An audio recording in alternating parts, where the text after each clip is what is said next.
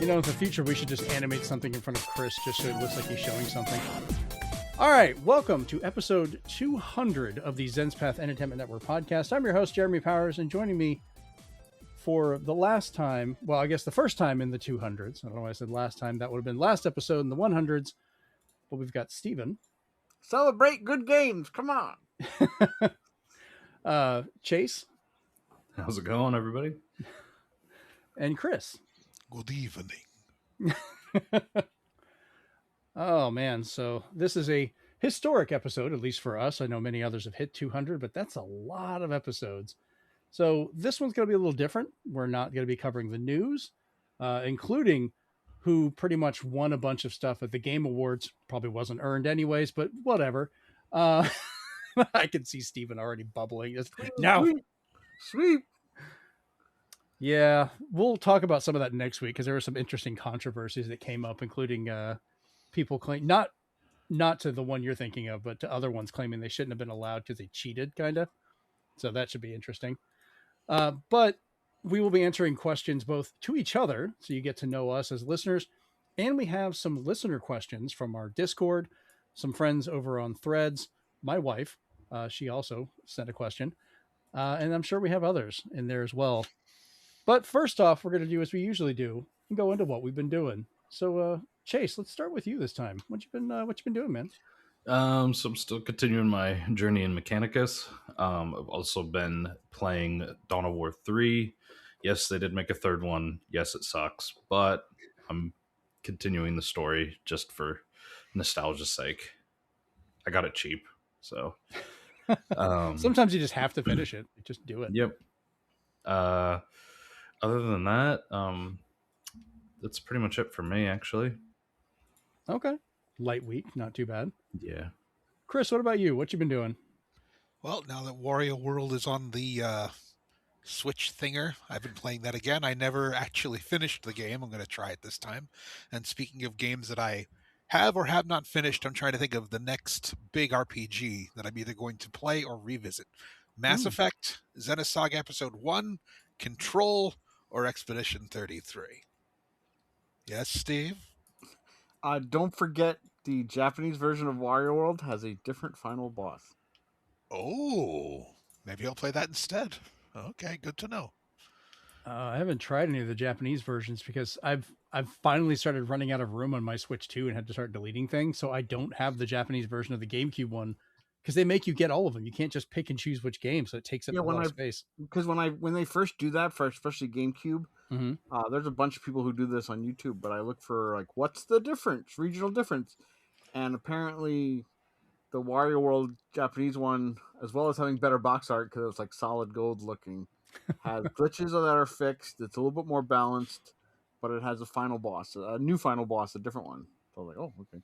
Because this one was made by Treasure, I believe, right? Mm-hmm. Yeah, it's a good one. I love that one on GameCube. I have the actual game, and we'll play around with it. So great music. Yeah, I don't know. A lot of the WarioWare games or Wario games themselves are just fun. All right, Steven, what about you? What you been doing? Because I know me and you have got things to show off, so that's why I saved us for last. Well, I've been playing ZZZ, but probably about as many times as there are episodes. It was my number one game in my PlayStation wrap up. I think it was up to like 400 hours or something like that. So, yay! And I'm about a few days away from having to spend money because I really need this other character. So I'm running out of options. I spent time on Game Pass. First, I got addicted to Clover Pit, the slot machine roguelike. And I kept playing that until I had a really good run.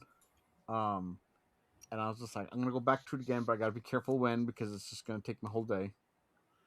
I finally got to try out Total Chaos, which I am pleased to say is everything I thought it would be and more, in terms of it feeling like another Condemned. Instead of fighting like people, though, it's more like you're just fighting kind of like beasts and mutated looking things. But it's very environmental in terms of its music and sound, because there's not much music. You just hear drips of water or fans going off and stuff like that. So it's very nice, and you have to, unlike other first-person shooters, you have to juggle your bleeding, your hungry, your sanity, and your health. And you have all these things you can keep picking up. You can make all these different weapons. You can put duct tape on the weapons to make them stronger. Definitely try it out. And it's getting a physical, thankfully. It's only $30, so I'm going to be getting that as well. Okay. I had to celebrate greatness because greatness deserves a thank you. So the kind folks at Sandfall Interactive, when they swept the awards, decided, hey, remember that update we said we were working on? It's out tonight. So I was like, oh, man. So right after the awards, I started playing that. So I'm back in the grind again until I can figure out all the secrets and all the new areas. So I'm doing that as well. And then I did write a list because I made myself promise that, hey, maybe I can get 5 games I would like from the Game Awards. And I had Audio Mech was the first game they showed, which is like a shmup, but it all works on your music only. Like any music, even streaming, you can put on it, and it'll create the world that you fight in, depending on that. As a biased person, now I am interested in Pragmata now that it's coming to Switch too. And it's got an amiibo and it's got a key card, so it's everything you should want. Got to see more Lego Batman, but of course I want Lego Batman. Yeah, Lego so Batman. do I. That game looks amazing. We got to see what the creator of Yakuza can do with some NetEase money. So Gang of Dragons looks amazing. I'm just hoping it just doesn't play exactly like Yakuza, that it has differences since it's his brand new studio. I loved Bradley the Badger. It's the closest thing I think we're going to get to another Conquer right now because he's just making fun of all these games. When he was going through all the worlds, like The Last of Badger and stuff like that, I was just like, all right, I'm in. I didn't see this one in a while. And then, of course, I really liked because of who's making it, the Star Wars Galactic Racing, because it's some of the Burnout folks. So I was like, if I see one thing crash, I'm in. And then I saw some crashes, and I was like, all right, I'll do it. Well, we got Sebulba back, so that's always kind of a nice little bit. Yeah, there. and they showed Chase's game too, the Celasta 2. Yeah, Celasta 2. Oh, there you go. There was actually like the announcements was like peak, like one of the better video game awards I've seen in a while. The awards part of it was shit. Especially one that Chris and I were like, wait, that music is familiar. Yes, the new Mega Man. Yeah, that was crazy. Oh, Jennifer lost her mind on that one. She's very happy for a new Mega Man because she loves that series. Of course, I saw a bunch of the trailers that I didn't see parts of it. Like we were coming in and out while I was working on stuff and we had it on. And it was kind of a guessing game. Is this like a Dark Souls expansion? What is this tied to? Like so many games, it just felt like it were just kind of tied to the same thing. I was like, can we get away from that for a bit, guys? Like I did see some really cool ones, but we shall see. But for me, yesterday I ended up spending the day with Amanda and Jennifer running around Pensacola, where I hit a couple of the stores there, including Hyperspace Toys and then Video Games Trading Post out there, both of which are fantastic. You should go visit them. But I did pick up a few older games I was looking for. And since I've got my Analog 3D working, I don't know, did we mention it on the last episode that I did verify that Analog does keep the virtual game packs closed off if you don't buy their extra $40 controller? Like you said that on our Discord though. Yeah, their support emailed me back and said like, yeah, because I couldn't get it working. I know I talked about that, but they finally emailed me back and confirmed, yeah, it's not active unless you buy that extra controller. And I was like, I already spent $300 on this thing. Like, oh, I was so pissed. But at least now I know my Analog is working as intended, I guess. And I fixed a few of my game packs, but I went and picked up Duke Nukem 64 because I apparently didn't have it. I have Duke Nukem 0 Hour, but don't have this, which I do love finding old cartridges that have got stuff for random video stores. So whoever had American Family Video, I have one of your cards now. Hey, that's Midwest. I leave those on there. I love finding stickers like that on these old games. It's because it's things that are gone. You don't ever find them anymore. But I found one of my Holy Grails I've been looking for, and that is Beautiful Joe, the Double Trouble for that one. So Tension a go-go. Yeah, I thought it was complete. Sadly, it doesn't have the book, but I mean, I have the actual case, which is good with it as well. So that's a start. And then the one I was really surprised by was Klonoa Fantasy Reverie series. I found the import cartridge that was at the video game store, which Jennifer about lost her mind because she's playing a lot of Klonoa right now. So I told her I would buy this. It would be mine in the collection, but I would let her play it. And then later, apparently, she was talking with Amanda, and the damn girl air quoted me when she said, "I'm borrowing the game." And I was like, I don't even know if she knew how to do that. Amanda about lost it. And she told me later and just was the funniest thing. I was like, okay, thanks, sweetie. Just, I guess she's just claiming my games. She did eventually give it back after she played it for a bit, but I was actually kind of thinking I wasn't going to get it for a while. And the two toy items I wanted to show. I like Mini-Mates. I've collected a bunch of different ones. I've got some hanging behind me. I've got a lot of the extra figures, but these made me really happy. I found the real Ghostbusters set, which this is the set of the spectral characters, which if you ever watched the show, there was an episode with the suits that apparently were left over from them fighting Gozer in the first movie kind of become their own spirits and go hunting humans and trying to trap them. And it was kind of fun to find that. And then they had one from the Ghostbusters series of a couple of the ghosts, which I've got to go look up in Tobin's Spirit Guide because these are some obscure ass characters. I don't remember what episodes or what they were from, but I do like that it's got the Mini-Mates version of the actual poster on the back of it, as well as the actual real Ghostbusters on the other one. Nice. So kind of a fun little extra. And then actually there was one last thing. I showed at the beginning of the show, this Mario and Donkey Kong little figure set. I like the layered pixel art they do. I've got most of these, but I found this later this year, hopefully before around Christmas time, or maybe a little after when the packages get there, we'll have our podcast Christmas like we like to do. I already told Steven that was almost a gift for him until I went, nah, I want that in my house. So you still got some good stuff. Don't worry. You and Chris both, but that's staying here. And once again, Chase is getting Steam cards, and he's okay with that because shipping sucks. Shipping blows. It's a lot. I looked, I think, one time into sending like something small to New Zealand, and I was like, no, it's just not worth it. It's so expensive. So, all right. So we'll go ahead and jump straight over to our questions, not our news, but our questions. But I'm still using the same sound effects because I don't want to change everything. All right. So Steven's questions were some of the ones we had come up first. So I'm going to let you ask your questions here, good sir. Okay. Anything I asked everybody, I will start with my answer as well. Okay. So for a nice little icebreaker for all these questions that we're about to unload on each other, what is your favorite cereal of all time, in stores or out of circulation? Mine personally, because they'll never bring it back, not with today's health concerns, is Rice Krispie Treats cereal, because it was just giant clumps of Rice Krispie Treats, and it was probably one of the best cereals to just eat dry or wet, and I miss it dearly. Yeah, I guess you could eat that one dry and it would be okay. I do remember that one though. Damn. All right. Well, I'll let you pick the order of who you want to order and answer your questions. All right, here. Chris, what do you got? Okay. I miss Kellogg's Big Mix, which was basically this weird amalgamation of other cereals, including Corn Flakes, Rice Krispies, and Raisin Bran.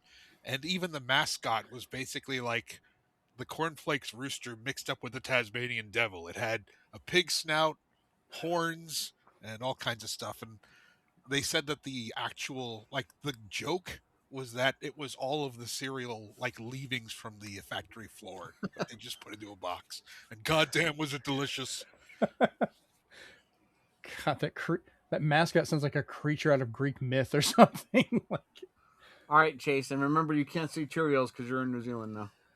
Yeah. Reese's Puffs, plain and simple. Always a good choice. Not a bad one. That's a good one. All right, Jeremy, what you got? So for me, I had to think long and hard on this one because I've had a good history of cereals over the years. But the one that I always came back to and I would get in a moment if I had it was Nut and Honey Crunch. Those Absolutely. commercials too. The commercials were great. I remember What you those as a eating? kid. Nothing, honey. Fine, don't answer me. Kellogg's nothing, honey. Crunch. But it was just such a satisfying cereal to eat because it had a bit of crunch to it. It was sweet. It mixed well with the milk and didn't like become the soggy mess, which is kind of what ended up keeping me away from like the chocolate Rice Krispies and stuff like that, because they would just eventually become terrible. This always kind of stuck with me, and I wish they would bring that one back. I think I read somewhere they were trying to, but they had relabeled it, so I might be on a hunt for that. You've started some shit. Got me searching for possible returns of old cereals I miss. Nice. And okay, my next question for each of you, which might even turn out to be a extra quarter someday. All right, Jeremy, what is your favorite Star Trek game of all time? This one was actually really easy for me to go into, and that is Star Trek Legacy on the Xbox 360 and PC, which I bought it for both, and I still have the physical editions of both of them. On PC, it has been delisted forever. Both versions technically have. You can install the PC one, and I'm trying to get the modern mods to it because they added a whole bunch of ships so I can keep playing it. Nice. But I played it on 360, and it just graphically and everything just blew me away. Like I remember talking about, it's got self-shadowing because, they're in space. They're not rendering that much environment. So all the detail went into the ships. And just like you'd go around a sun and you'd see the nacelle cast a shadow on the body. And I'm just like, my God, that's amazing. But they brought back every captain from that time period they had.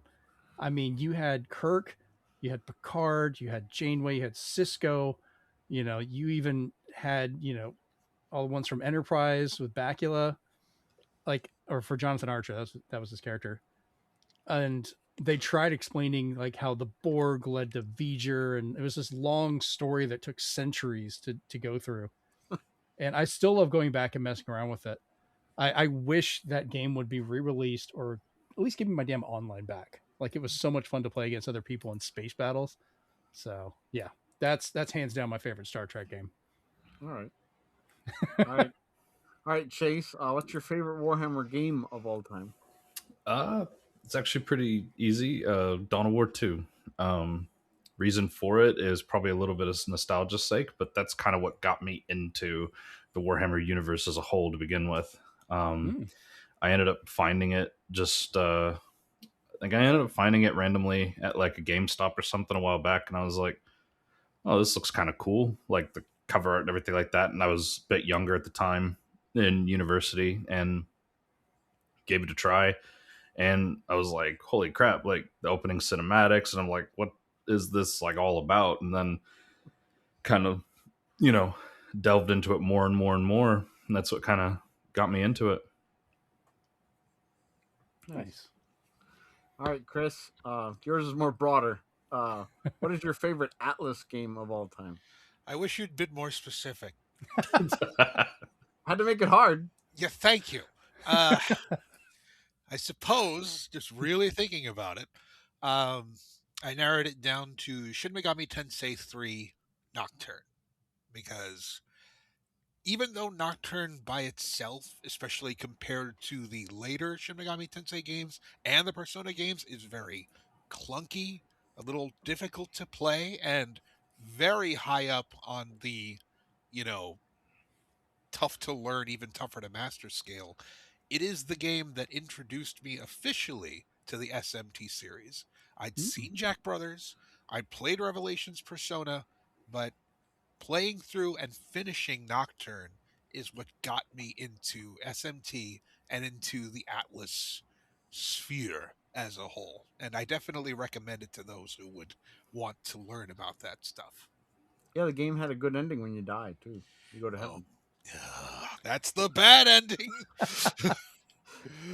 Yeah, we got to see a couple of those original physical releases of those Persona games this weekend, and they go for an uncomfortable amount of money. That sounds about right. One copy of it cost more than I think I spent between both stores. And I spent too much this trip. Well, Persona came out before SMT was really a thing in the US. Right. Persona 3 is what really got it, popular. So looking for 1 and 2, the original copies, Mm-hmm. I can imagine them being it was both of them. expensive. Yeah. That sounds about right. Because If I you don't think want I've Jack even... Brothers,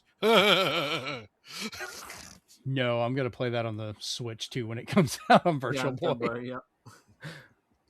All right. So next, for each of you, including myself, I answered it. If you had found an iPad or Zune, if you're Jeremy, I appreciated that touch. what 3 songs would be on it that you would never erase? Any genre. I put basically Pleasure Tension from Snatcher, the Sega CD version. Thank you. I don't want to fall asleep on the island. And then surprisingly, I put On the Sidelines from Street Fighter 6, because when that song first came out, I'd listened to it like 6 or 7 or 8 times. And then lastly, and Chase will know this one, is Back to Rise from Mick Gordon from Killer Instinct for TJ Combo. That just one just makes you want to just, I don't know, it just injects energy. I did put a honorable mention to the entire soundtrack of Mummy Demastered as well. nice. See, I was gonna put albums, but you specifically said songs, so I didn't do Yeah, albums. because I was just like, albums might go crazy, but I was just like, oh, I love every I was just gonna song pick from 3 Mummy albums. Demastered. All right, Jeremy, what you got? So for songs, the one I still listen to a lot that kind of ended up coming up with my nickname is Everything Zen by Bush from 16 Stone. That's a song I've been listening to since it came out in high school. Still enjoy it now. Every time it comes up in rotation in my car, crank it up, still drive with it and all that. The next one is Monkey Wrench by Foo Fighters, which is another good favorite of mine from The Color and the Shape. I think that was also late 90s, early 2000s track there. And then Dance With You by a band called Live. That is the song I danced at my wedding, and Amanda and I still listen to it, and it's just one of our favorite songs, so it would always be there. Nice. All right, Chase, let's see what you got. This one was tough because as far as music's concerned, I'm kind of like music agnostic. I love a lot of music, but I don't necessarily have like favorites, so to speak. But pick a side. For me, I decided to go with BFG Division from the Doom soundtrack. That track just slaps. And then I've got The Look by Roxette. I don't know why, but every time it just comes on in the car, it's just a banger. Like, I love playing it. I just love listening to it. And then while I was gonna say In the Air Tonight by Phil Collins, I actually went with another Phil Collins song, which is Easy Lover, which I think he did with a collab with Philip Bailey. Yeah, and he almost didn't want to sing on it. Yeah, but it's such a good song. So real, just it flows real well, and it just sucks you in, and I love listening to it. So that's those are my 3. Hey, good choices. All right, Christian. All right. Well, let's see. For the first one, I would say the soundtrack to Split Mushroom Stage from Mega Man X4, because it's something that I almost listen to every day. Everything You Know Is Wrong from Weird Al's album Bad Hair Day. It's such a happy and insane song, and I've always preferred Al's quote-unquote original songs, even though he's still borrowing from other types of songs. And I think that one's one of my favorites. And for a third is Spirits in the Material World by The Police, their 1981 album Ghost in the Machine. It just has such a different feel to so many other songs, and it embodies my favorite things about that band and much of 80s rock specifically. I would have picked Every Breath You Take, but that's the stalkeriest stalker song that ever stalkered, so no. Just think of it as the dog, singing it instead. He's just watching you at the dinner table. No! It's still bad. So just because you brought up Weird Al, Chris, have you heard recently he got so mad at the current administration during one of his concert, he actually covered Killing in the Name Of by Rage Against the Machine. And I don't mean like one of his jokey cover songs. He covered it as it is, word for word. Yes, this And this which hearing timeline has that, given us Norm Al. Yeah, So hearing that out of Weird pissed off Al, the funny man. He is now serious Albert, and he's got coming for you. yeah, when you hear that out of Weird Al, you're just like, oh, someone fucked up. Like, because that man is jovial and happy and just, ooh, no, you made him mad. Because it just felt so weird hearing him sing that, all the lyrics, cursing and all. I was like, Al, you okay? he's not. He's dealing with things the same way we are. Mm-hmm. But yes, that's mine. Okay. And then lastly, for each of you, including myself, what is your most prized gaming possession or memory? I'm going to combine mine together. My most prized possession is Snatcher because it came to be my most favorite game of all time. It finally beat out Final Fantasy VI for the top spot, and the memory associated with it was that I unfortunately one Christmas got a bad game called Panic. Pretty bad. Panic bad. You just press buttons and watch MTV videos from Liquid Television. Dumb. Choose your own adventure. It's wonderful and it's great. This guy likes to eat trash, but I asked my dad, I was like, can we bring this back? And he's just like, yeah, Electronic Fatigue at the time, we'll take it open. They'll allow you to exchange for something of equal or greater value. And I was like, all right, sounds good. We went to the mall, and I had started getting into like anime games because there was like magazines out there with anime and stuff like that. And I looked at all they had on the wall and was like, okay, this doesn't look that interesting. Oh, what's this? It looks like some kind of futuristic thing. I look at the back and it's all anime, and I was like, oh, cool. Yeah, I'll try that. Not knowing anything about it, how it played, anything. And as a kid, you'd think I wouldn't be the type of person to just want to play some kind of visual novel adventure game because, you know, I grew up with Zork and Hitchhiker's Guide and stuff, so I wasn't used to this. Now having voice and all this music, and the rest is history. Nice. All right, Chase, what do you have? This was a tough one, but I decided to go with my copy that Swan helped me get, which was the GameCube Fire Emblem. Is it Path of Radiance? Is that the GameCube one? Yeah. Yep. That was. I remember getting the text from Swan saying, "Somebody just dropped this off. You better come and get it." I was just like, okay. So ended up driving there. Yeah, ended up driving there. Ended up picking it up like the same day, and then Swan was like, "Well, do you want the good news or the bad news?" And I was like, "Give me the bad news." He's like, "That's not the most expensive Fire Emblem game." But it is the most rare, so there's your good news. Like, okay.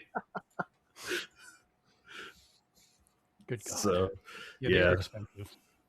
Yeah, that one and the Wii, the Wii game were quite expensive, but I've got them. Yeah. Thanks to Swan. Yeah, I think the GameCube one was the last one we had to get. I thankfully already had the Wii one when it was new, just on a weird fluke of buying it. Oh God, that would be so much money to get now. All right, Chris, what have you got? For me, memory, nothing comes to mind, but as my favorite possession is the Game Fan printed strategy guide for Darkstalkers Jetta's Damnation, which is what they called Vampire Savior before Vampire Savior was coming out to the arcade. And because I am a fighting game buff, I just really like the fact that it has everybody's animation from low punch, medium punch, high punch, low kick, medium kick, high kick, all of their taunts, all of their KOs, everything for every character.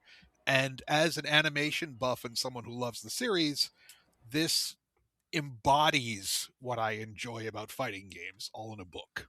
So I had to get it back from eBay after I lost it once, and now I'm never letting it go again. Yeah, don't trade it for a 3DO or anything this time. No. All right, Jeremy, what have you got for me? So I have both a possession and a memory to go into, but for the possession, this one is tied to my late little brother. Back in the day, after I'd finally, had first moved out of the house, I had saved up some money and got him the original Tiger Electronics Pokédex that had the first 151 Pokemon you could go through, and it still works. Years later, he ended up giving it back to me to hold on to because he didn't know what he wanted to do with it at the time. And since his passing, I've got it up in my game collection. I still break it out, still works. But that's never leaving my collection. Like, I don't care what's going on, that stays. Because that was something I had gotten for him. He loved it and cherished it for years, but then wanted me to keep a hold of it. And now I've got it. As for memory, this is actually a YouTube video you can go watch. And this was the first time Jennifer got to play games with me and the boys.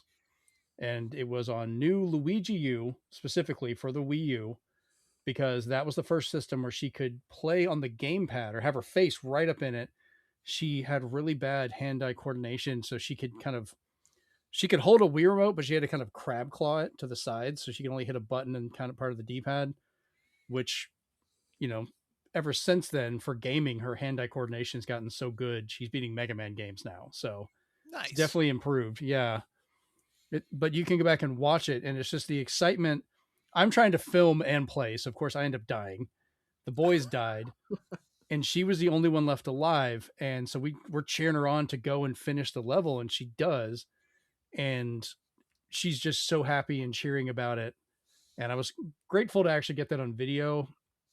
And I know people give the Wii U a lot of crap, but there's a reason it is one of my favorite Nintendo systems, not because of power or how successful it was, but because it was the first system Nintendo made that really brought my entire family together to play games, which was great.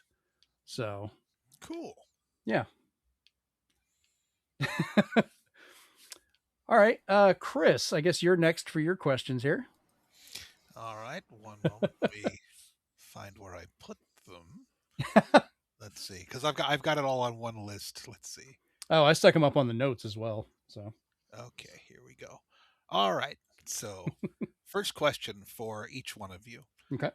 We're all gamers here, but what hobby would you want any of us or anybody listening to get into that isn't video games or something that you may already be interested in?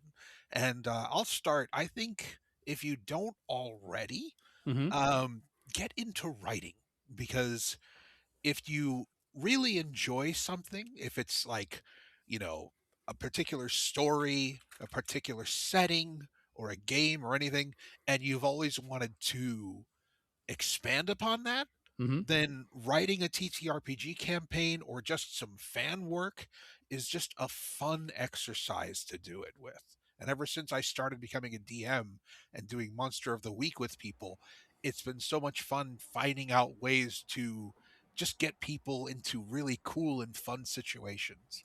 So writing is something I think everyone should try at least once. Nice. Okay, so Jeremy, then, what hobby would you want us or any other friends to get into that we're not already into?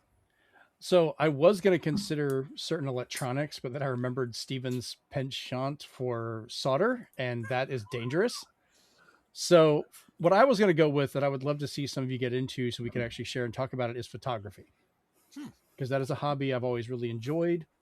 It's way more accessible than people give it credit for. You don't have to have some fancy DSLR and crazy stuff like that. Even if you just have a halfway decent cell phone, you can still do good photography.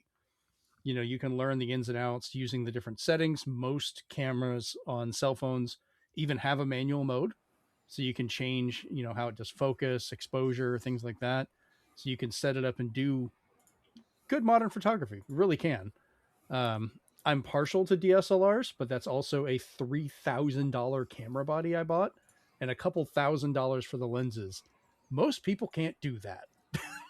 Cool, easy to get into. Nice. But almost everybody has a cell phone with a halfway decent camera now, which you can still find a way to do that and share photos and things like that. And that's something I love, and I love talking about it and helping people learn to do photography. And it's nice if you can do it together, but even though we're all spread apart, we could still do stuff, take pictures of different things, and then kind of critique it and learn and try different stuff with it. So do you know about the magic hour as well? I do. I know much about the magic hour. And like I have different little tricks for like people practicing photography. One that was taught to me that I absolutely love. If you can't figure out anything to shoot and you just go for a walk, try and look around your environment and take photos of the alphabet. And by that I mean like try and get shots that like something in the environment forms an A, or and just work your way down the letters, getting creative in different ways to see if you can do it as a practice to try and see your environment differently. It's kind of a fun experiment. That's pretty novel.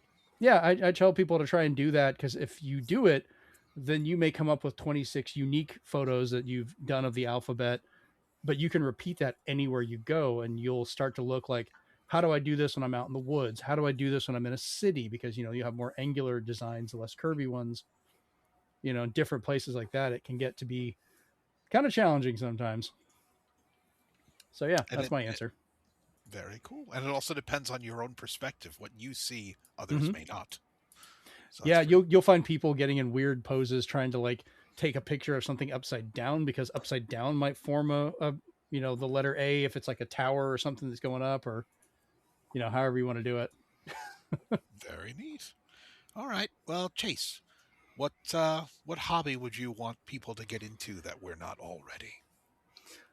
This one was quite tough because I don't necessarily have like, I'm not necessarily into like anything real niche, I guess, so to speak, like, because like I don't do the actual tabletop hobby of Warhammer, and that's also not something that I can necessarily do with like, say, you guys easily. So it's probably not necessarily the best answer, but I'm gonna go with probably Dungeons and Dragons. I really enjoy Dungeons and Dragons, and I know you and Swan have played Dungeons and Dragons before, but you don't necessarily enjoy it as much as, say, like I do, probably. You've played a lot more variants, so you're more versed in that.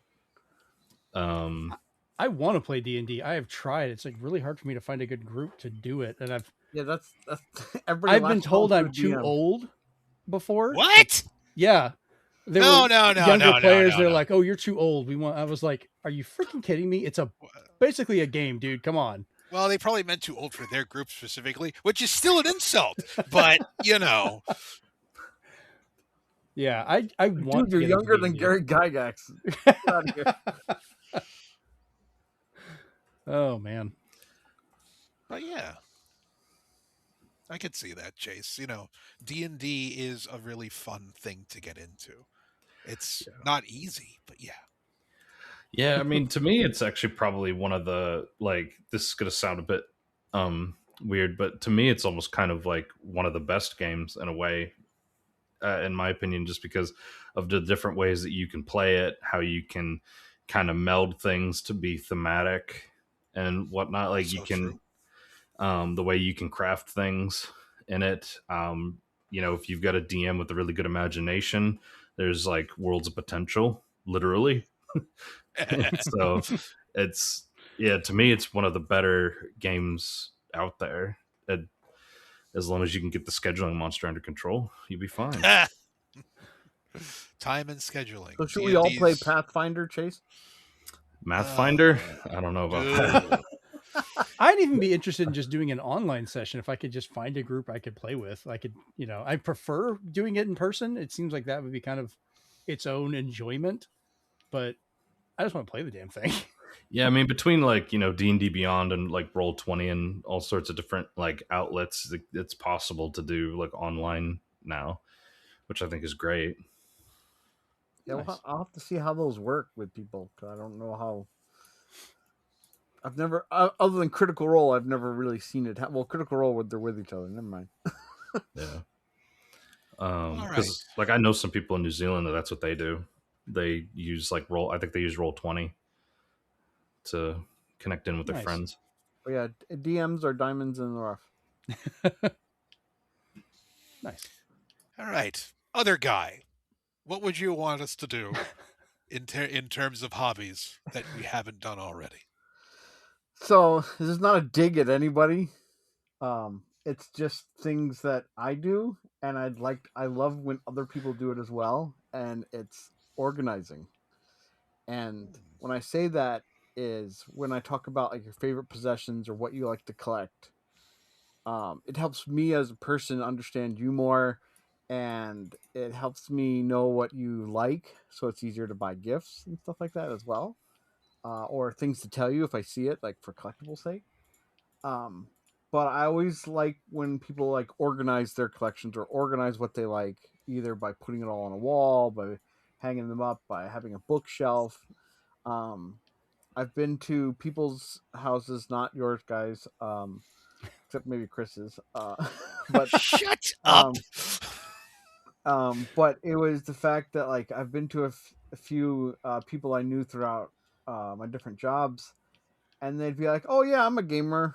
I love video games." I go to their house, and I shit you not, they had Panzer Dragoon Saga discs only on the floor, not in a case. He didn't know where the case was. God, Whenever I asked no. him his favorite game or what he's been playing, he would like look around like it's some kind of like swap meet looking for something. And I'm like, I really wish he had all his stuff like collected so he could just show me. But instead he's like, I have this somewhere. Yeah, this I have this and stuff like that. So it just shows me like you in a nutshell without me having to say anything or ask. That I'm like, oh, these things are awesome that you have. And even if it's something I don't understand, it helps me understand your hobby. Whether you're Jeremy and you have a book of photos or awards you won from different photo contests, or Chase has like character sheets of all the different characters he's been, and Chris has artwork that I've It's the put actual on my word for arm and photography. stuff, and stuff like that. So yeah, organizing. I almost want to say that your term for organization almost goes into collecting as a hobby. It's kind of like next door to that. Yeah, but there's a difference between collecting and hoarding. Because hoarding is I not agree. organized, and hoarding is just like I have a box of random toys over here. But if you're like, these are my Ghostbuster toys, these are my He-Man toys, these are my action figures, these are my amiibo. Now we're getting somewhere. I'm not even saying you have to have them on display, but if you want to show me something, like you should Right. have them all in one spot. That's all.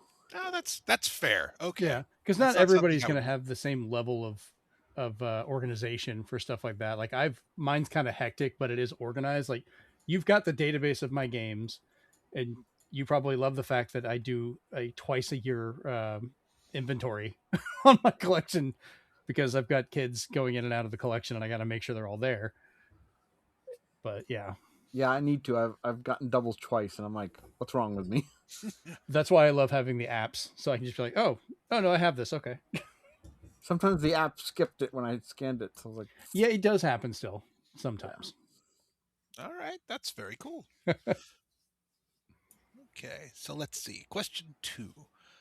What was the moment that you felt, you know what? I'm interested in video games. For me, this was very young. There was a little kind of amusement park area in Long Island where I grew up called Dunley's. And they had this kind of like a tiny Ferris wheel, a little like, roller coaster that just fit in like a small shopping mall. But they also had the first video arcade I had ever gone to. And when my tiny 5, 6-year-old hands grasped the steering wheel for pole position, and I crashed into the first sign, and I saw the little wheel of the like dead car just flop off, I'm like, this is fun. I his destiny never was to kill himself. well, no, I was young and I couldn't see the screen, but you have to qualify before you can race. And as a kid, I never managed the race. Like, prepare to qualify. Funny. And that's when I got into video games. I think it affected me because now I love Burnout. Nice. So, all right, Jeremy, what was the moment you felt, you know what? I like video games. So this would be mid 1980s at my grandparents' house up in the room I would stay in when my grandfather first set me down in front of his original Macintosh, his Mac Classic that he had gotten. My grandfather was an officer in the Navy, so he had a nice, what considered a high-end Mac at the time. And I got to play this game where it generates mazes of different complexities, including 3-dimensional mazes with overlapping graphics. Oh, And I would spend so much time figuring out those, because it was an early way I found out I can kind of think in 3 dimensions for stuff and map things out. So even the ones that were on a 2D plane representing the 3D that would be moving around each other, going under, I could kind of see it and follow it through, and played the living crap out of that. And it just got me interested in electronics and computers, and specifically games, because I was like, oh, this is great. I can control this and enjoy it. And then a little bit later, I think that led to my parents deciding to get me an original NES. Everything else is expensive history from there. very And the fun. wall And exploded. I have the Macintosh, the original Macintosh, here at the house, and I'm still working on rebuilding it to get it working again. Very cool. All right. Chase, when did you decide, you know what? I enjoy video games.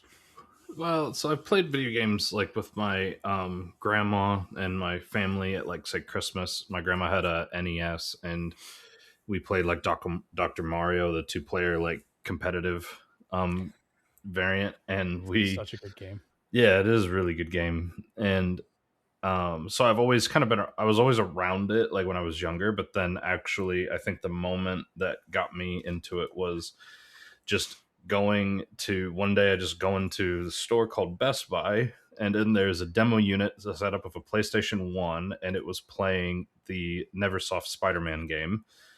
Oh, And I was playing it and I was just hooked, and like I was absolutely hooked. And then I remember my parents getting me that for Christmas, and the rest was, as Jeremy said, expensive history.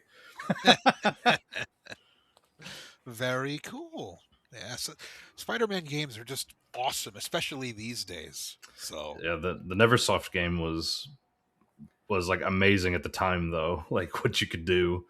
oh, I bought that one 3 times. I have it on PlayStation. I was playing it on N64 just the other day, and then my favorite version was the Dreamcast version of that specific one. Like, that was such a fun game. I'm gonna have to remember if I even played that version. But It's the that's pretty first, like, before that, the best Spider-Man I'd ever seen was the one on Sega Genesis that felt the most like the comics with the things you could do. But the Oh, first yeah. actual 3D one is the Neversoft one that Chase is talking about, because you could actually climb up the walls. Like, they would you look through the ceiling while you're climbing across, and like web somebody and like try and sneak around. Like, it was such a good game. Still is, honestly. cool. I might have to look into that one.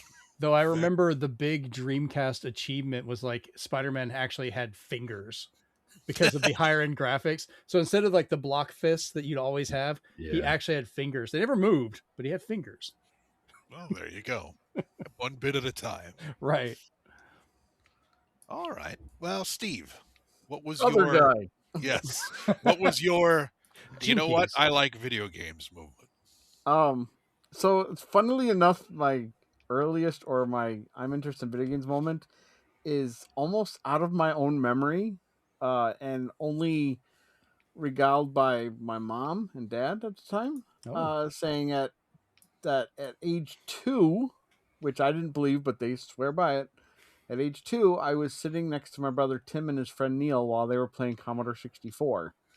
And while some people might put it off as, oh, it was a virtual nanny or you were just watching the bleeps and bloops, for some reason, like, I kept watching it. And as I got older and, my brother moved on to different computers and stuff, he didn't have room for the Commodore. So he's like, you take it. Here's a bunch of games too. I still have them to this day. I still play all the Commodore 64 games. It's going to be an episode we do where I just talk about all the greatest Commodore 64 games of all time, because I have them all and we I still love need them to all. schedule that because I have the mini one for me to finally experience it. I've been waiting to open that Um, damn thing too. There's so many great games. It's when Electronic Arts was the best they could ever be in it, because they had ECA. It's just, I could go on and on. Really?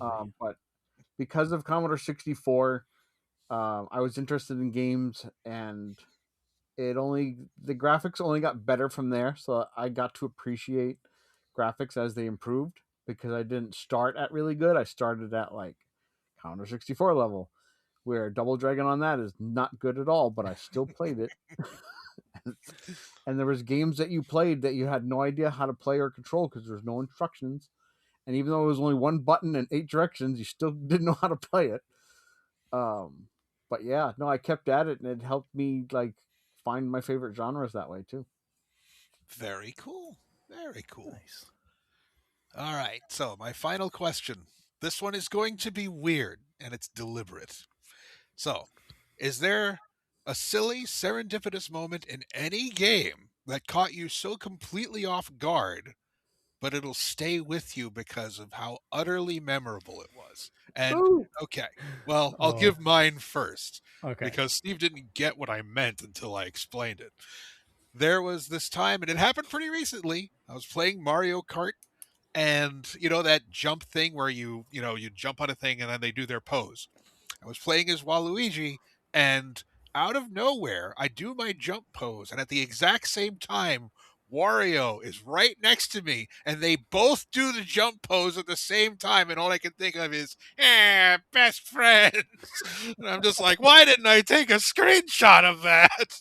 I'll never see it again. But yes, that was mine. So, all right, Jeremy, what have you got?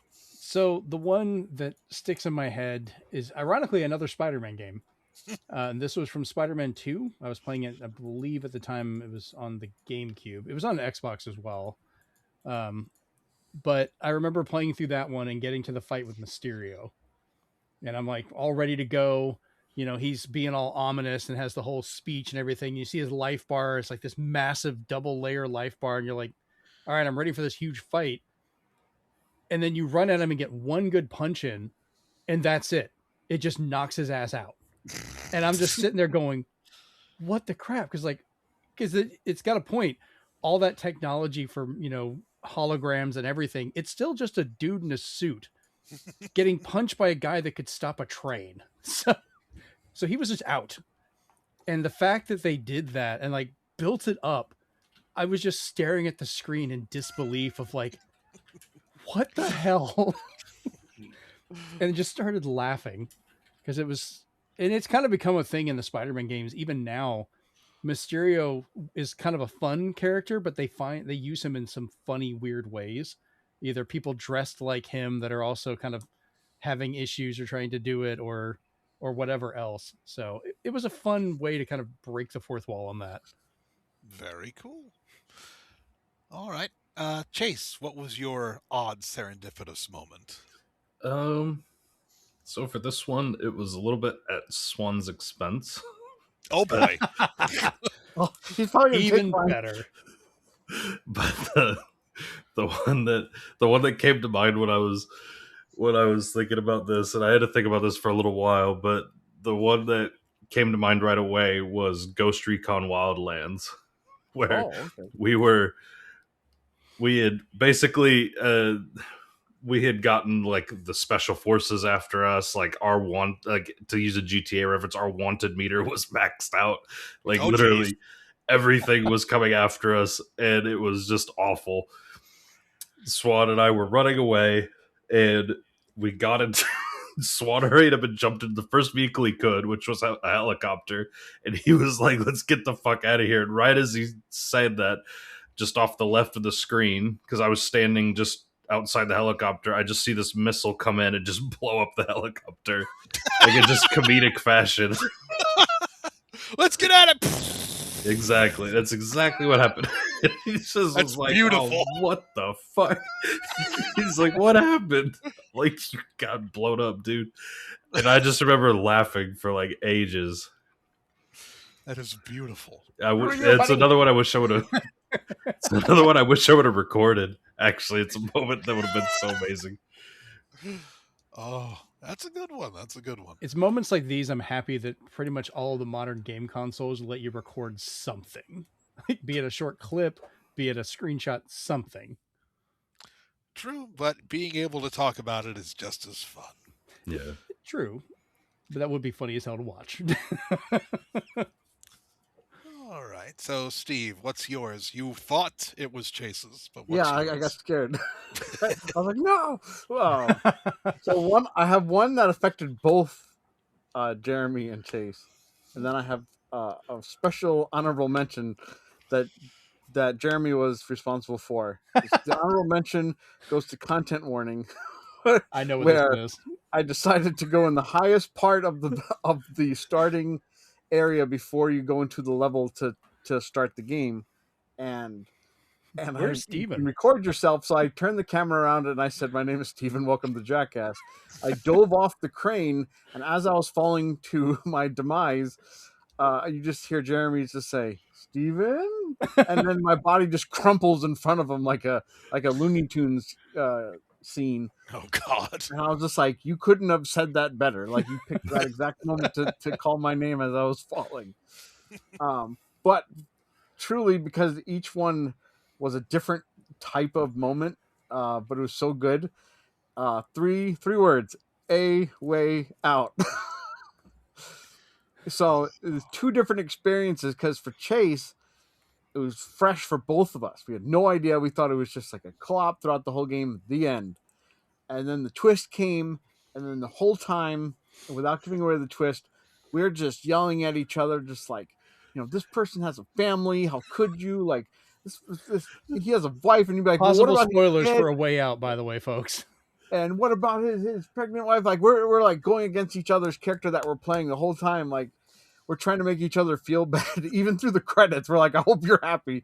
So, because there's two possible endings you can get. So it was before a lot of people had found out, and it was just so much fun to basically go through that, because then it was just like, oh, all the stuff that I was pretty good at now I couldn't do at all, like, because button mashing was impossible when I went against doing third person shooting and stuff like that. And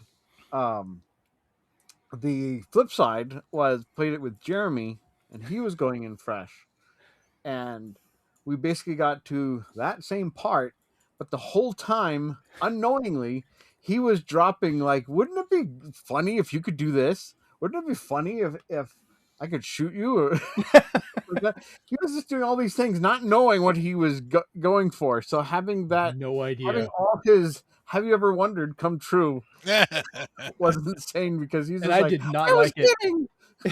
I don't want to shoot him.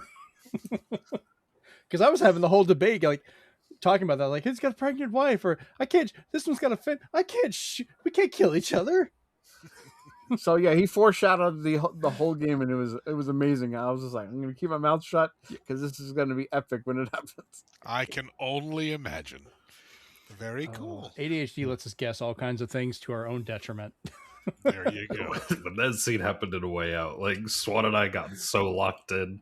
Like we divided. We were like in each other's camps, and we were locked in to like try to come out. Don't get me wrong, I wrecked Steven. I was just shooting him, but I was feeling so bad about it the whole time. So I played that with Swan when it was fresh, and then I kind of, as Swan did with you, Jeremy, I actually played it 2 more times with people who were fresh, but I knew what was going to happen.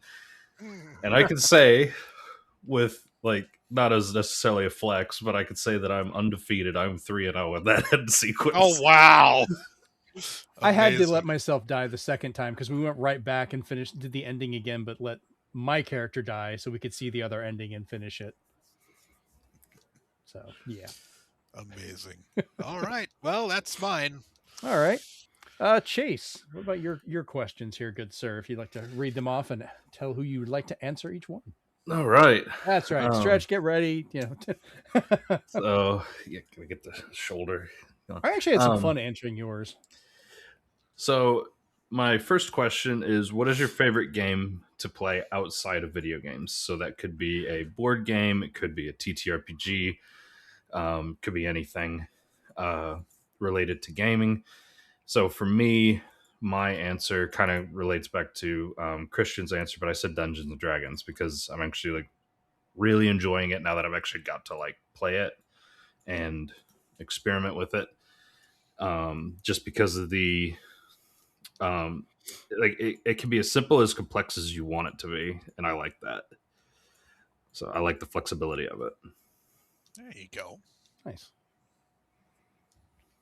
So let's start with Swan.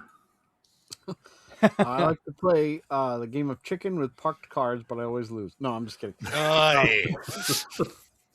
No, one's recent, one's classic. I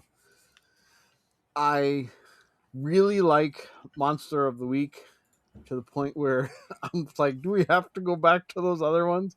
Because yeah, Monster of the Week just takes what I love about D&D and pushes it in the forefront, and takes a lot of the math and I guess stat building and just simplifies it, puts that on the back burner. So it was just, I just like embracing a character. I did it since I played D&D, Star Wars RPG, because at least back then I had DMs that allowed it to an extent. They allowed it. But I always just loved. So if anybody's always just like, do you want to, a DM needs some players, I'm like, I'll try this game, and I hope it's more role playing than dice rolling, because I was just like, I've grown up dice rolling different games. But that being said, and Christian will remember this game, the other game I love to play, I need to find if I think I still have it. It should be in my closet, hopefully. Is a game called Curses.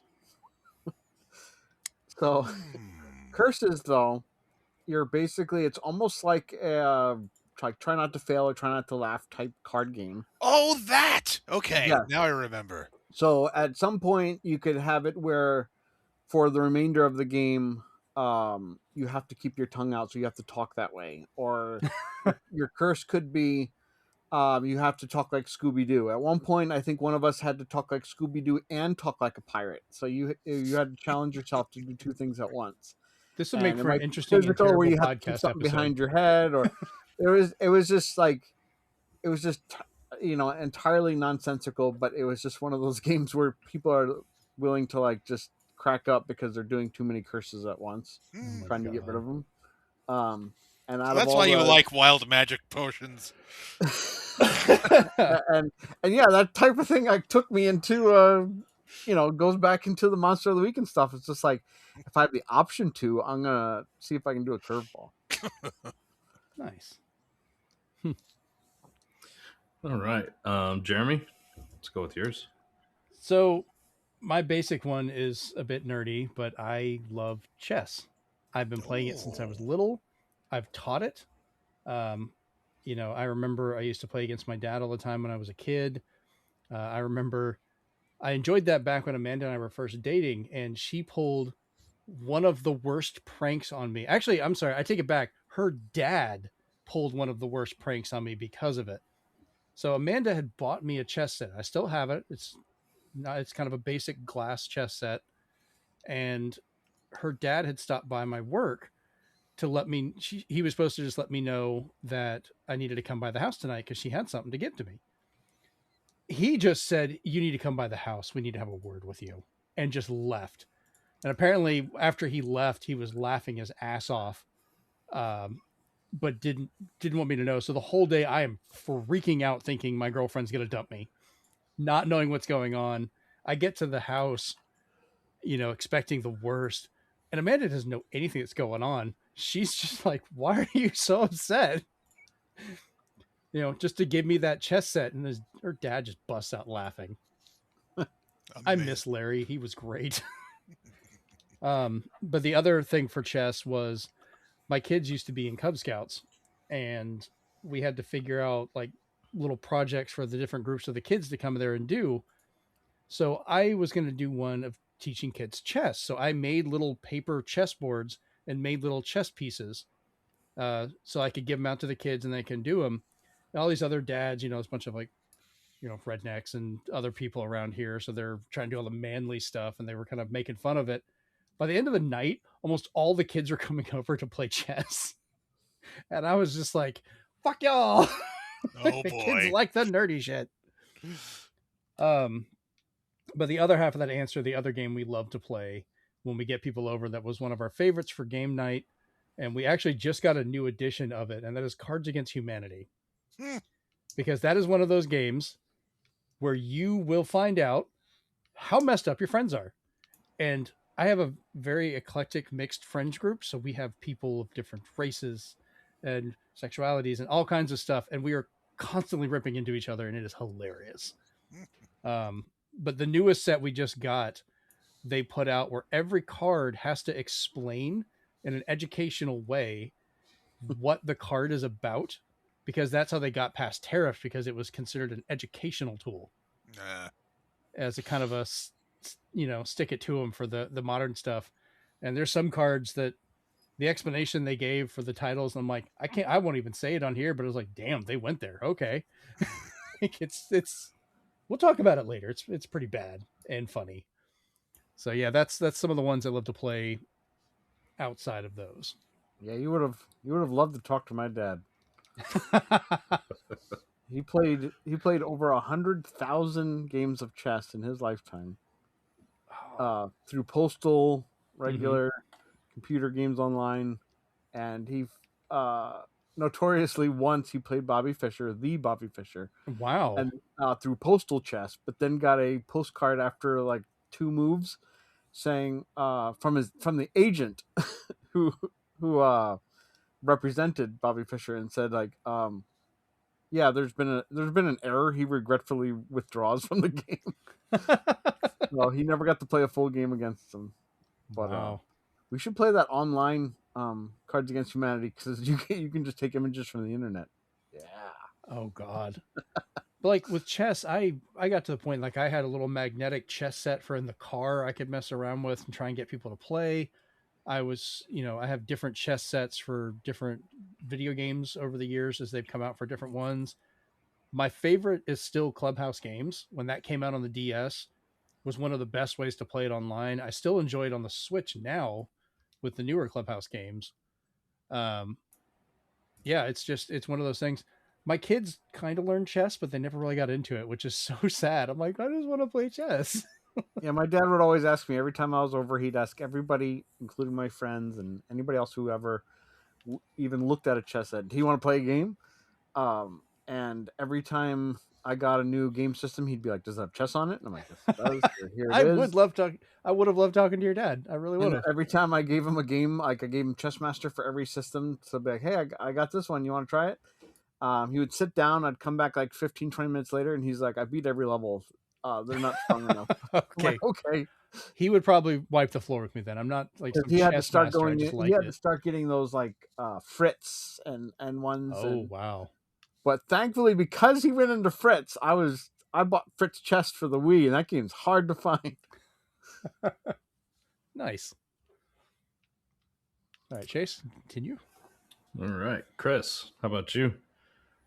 Well, again, this is probably going to bleed into everything we've talked about, but one thing I absolutely adore doing is reading and learning TTRPG systems, which frustrates me to no end because someone here refuses to learn any more game systems and is just happy with Monster of the Week forever. I want us to play Daggerheart, goddammit. Matthew Mercer worked hard on that. But yes, learning game systems and learning about the lore involved, Dungeons & Dragons is the original fantasy genre, and learning about the races, the classes, the history, the world, the artifacts, everything, it's phenomenal, and it's great for just building upon anything. And I think that's my favorite thing about reading all of these different ones. Something you like from D&D, you can just yank and put into Vampire the Masquerade or Fate or Risus or whatever. They're all interchangeable depending on what you want to do. And it's just so much fun. And I'm stuck playing Monster of the Week forever. Yay! It's all right, Chris, I got I'm okay you. with that. I got you, Chris. Let's figure out a way to do this online. We could play proper D&D. We'll figure it out. Yeah, we'll figure something out. But in any case, that's my answer. There you go. We could record some episodes where we just play D&D. I'd be open to it, actually. Yeah. Because we're looking to do some new stuff for the future after episode 200 anyways, so we can do, different types of episodes and things like that for fun. Z&D. Oh, Christ.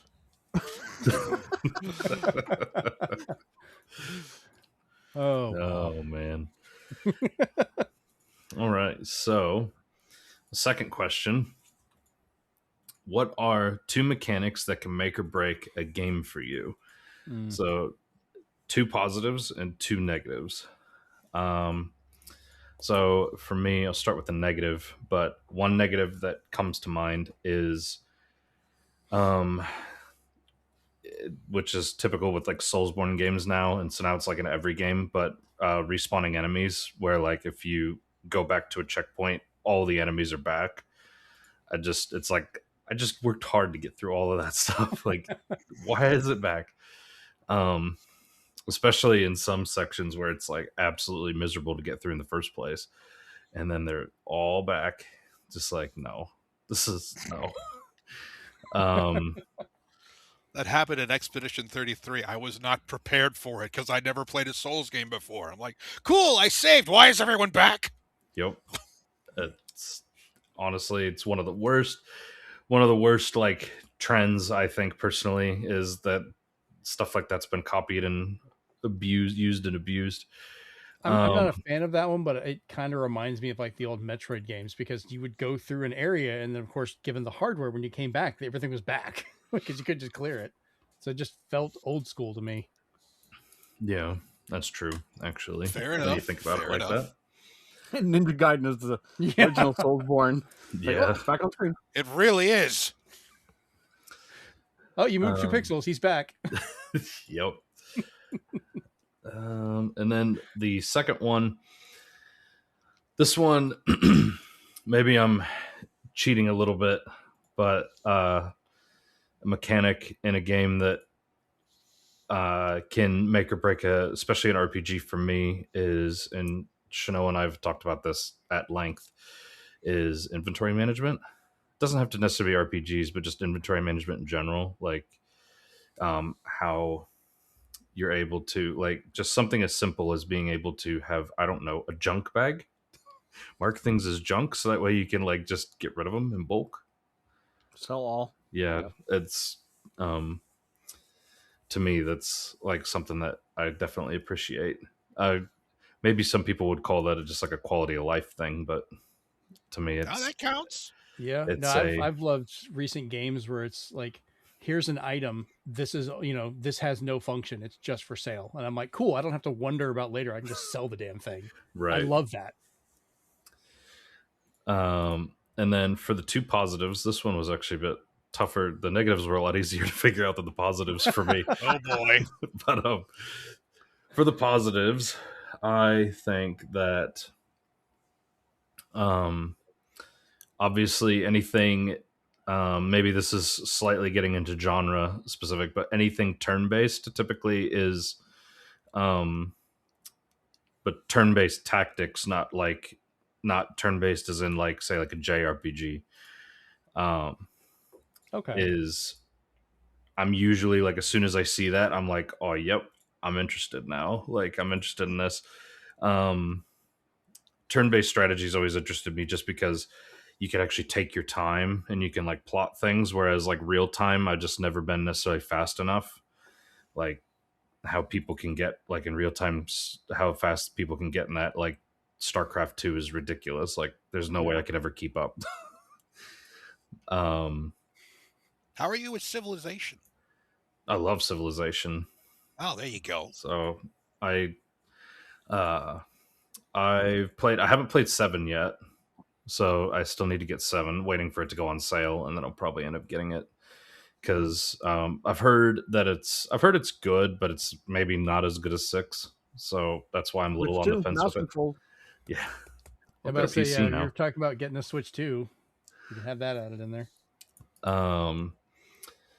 And then the second one, this one was tough, but for as far as mechanics go, I like cover systems in shooters.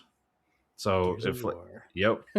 So anytime, like, Rogue Trooper spoiled me, and then like that's what kind of got me into Gears of War and Tom Clancy's Ghost Recon Advanced Warfighter.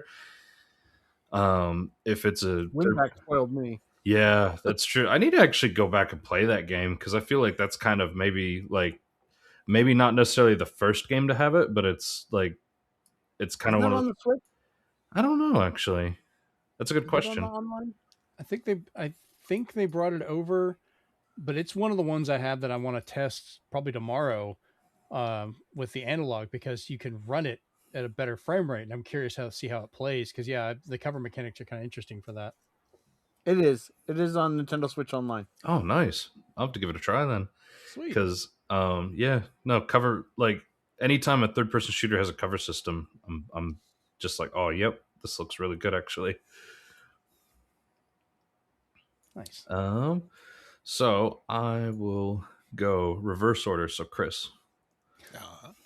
All right. So we'll start with good first.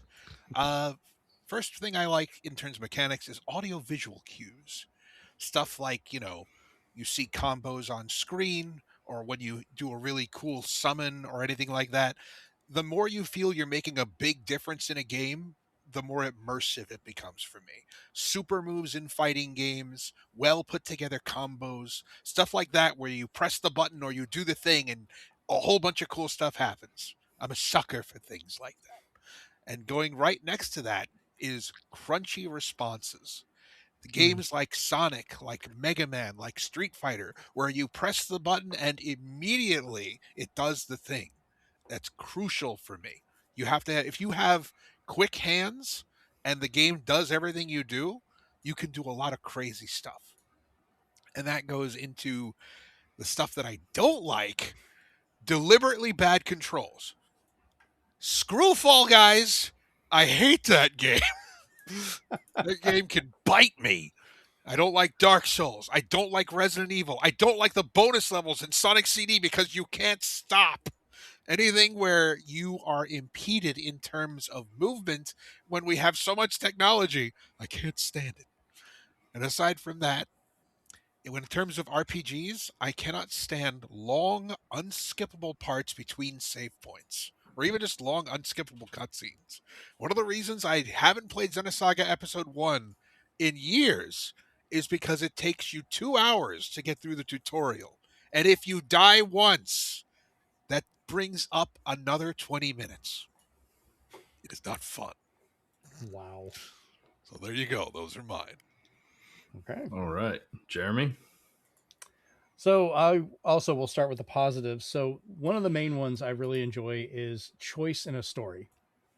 And I mean, like, you can make a decision and actually have that affect either the gameplay, talking about like Gears of War, even simple as left and right can drastically change how a level plays out.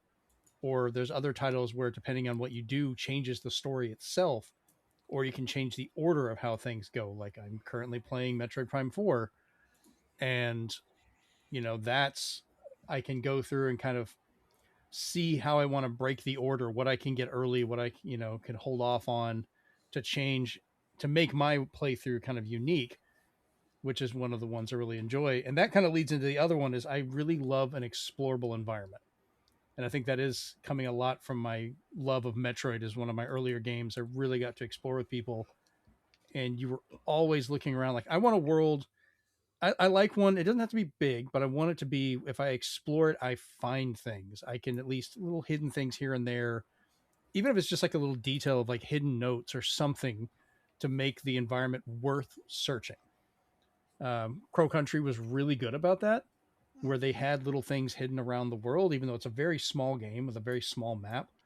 I could find things. It made it feel more real. And I like scouring for hidden things. I think just today, I finally got a chance to sit down playing Metroid Prime 4 for like a good hour and a half. And I found like 4 or 5 like hidden like missile expansions or an energy tank or something, because I'm just scouring every little corner I can get into. And absolutely, that's one of my favorite things in games, are those two combined. Things I don't like. Hunger mechanics can fuck off. I'm playing a game, not trying to keep a kid alive. I've done that 3 times. They grew up to adulthood. I'm done. I did my duty. My game can take care of itself. If I give you power, you're good enough to let me play. I don't need to keep feeding you. You're not a damn Tamagotchi. That's why I don't like Tamagotchi. Except I do have Tamagotchi on Game Boy, so I guess I have to feed that one. But anyways, and the other thing is completionist mechanics, which it's not, I know I just was talking about Metroid, and I know that has rewards for completing things 100%. I kind of feel it's a little bit different because you can get your score and go back. I'm talking about like where they are excessive completionist mechanics, which does bring in Gears of War, where it's like, what was the achievement where you had to kill like seriously, and then seriously 2.0 and 3.0, and you're just like, I don't have time for this. Like, this is so much. And like, I remember Dead Rising. I love the Dead Rising series, but like they had the I think it was like the Apocalypse or something, one where you had to kill enough zombies to be the population of Willamette. And I'm like, I ain't got time for that. That's like 30,000 people. Like, yeah, I think achievements kind of got a little bit crazy and created that issue. Yeah, achievements, they were fun in some cases. Like if you were already mowing down a bunch of stuff, you could get to them kind of quick, but those took a while. But there was a lot of games that would hide anything decent behind like these absolute ridiculous requirements where it's like you had to be so good to get to these. It doesn't feel like they're fun anymore. Like, oh, now you get this gun that has infinite ammo. It's like, yeah, that'd have been fun to play with, but now I've played this game so much, I don't want to play it anymore. So you've kind of broken it for me. So yeah, that's my two goods and my two bads for that. All right. Last but not least, Swan. Oh, this should be interesting. So I'm going to try to omit game names to protect the innocent and to, and to not further the I don't know where this came from, but the things that Jeremy likes, I hate. I don't know why this happened. Okay, now I want the names to be dropped. Let's just do it. I'm pretty sure you'll know by the time he mentions it. I know. I'm going to go with things I hate first. Things that grind my gears. And I think I know what Swan's number one's going to be. I think I know exactly what it's going to be. So the two negatives God I have, one of them is escort missions. Okay? Fair. Like 9 out of 10 times, escort missions, they don't give the thing enough health. They make the AI, even back then AI was crap. And they don't know what they're doing. They get shot. They get in the way. Dead Rising. There's a certain president's daughter that would always get in the way when you're trying to snipe. Yep. There's all these different aspects where people like hated escort missions, me included. Freaking Ashley. Because there was a game that will not be named that took escort missions and combined it with timers, which is my second most. There we go. I hate timers. I want to enjoy my game. I want to explore it. I want to talk to the characters, not worrying about what time it is. It's one thing to have time of day. That I'm not talking about that. I'm talking about when there's a visible countdown on the top. This ain't no arcade game. What are you doing to me? Those games are just some of the worst. George Mess. I need a drink. So yeah, I don't like timers. How do you keep to a schedule in your life as an adult? That's the only thing that I will take, because those are schedules. Those aren't like you have 60 seconds to do this. Yeah, but it's not like he dies after 3 days and has to start life over. How do you know? Okay.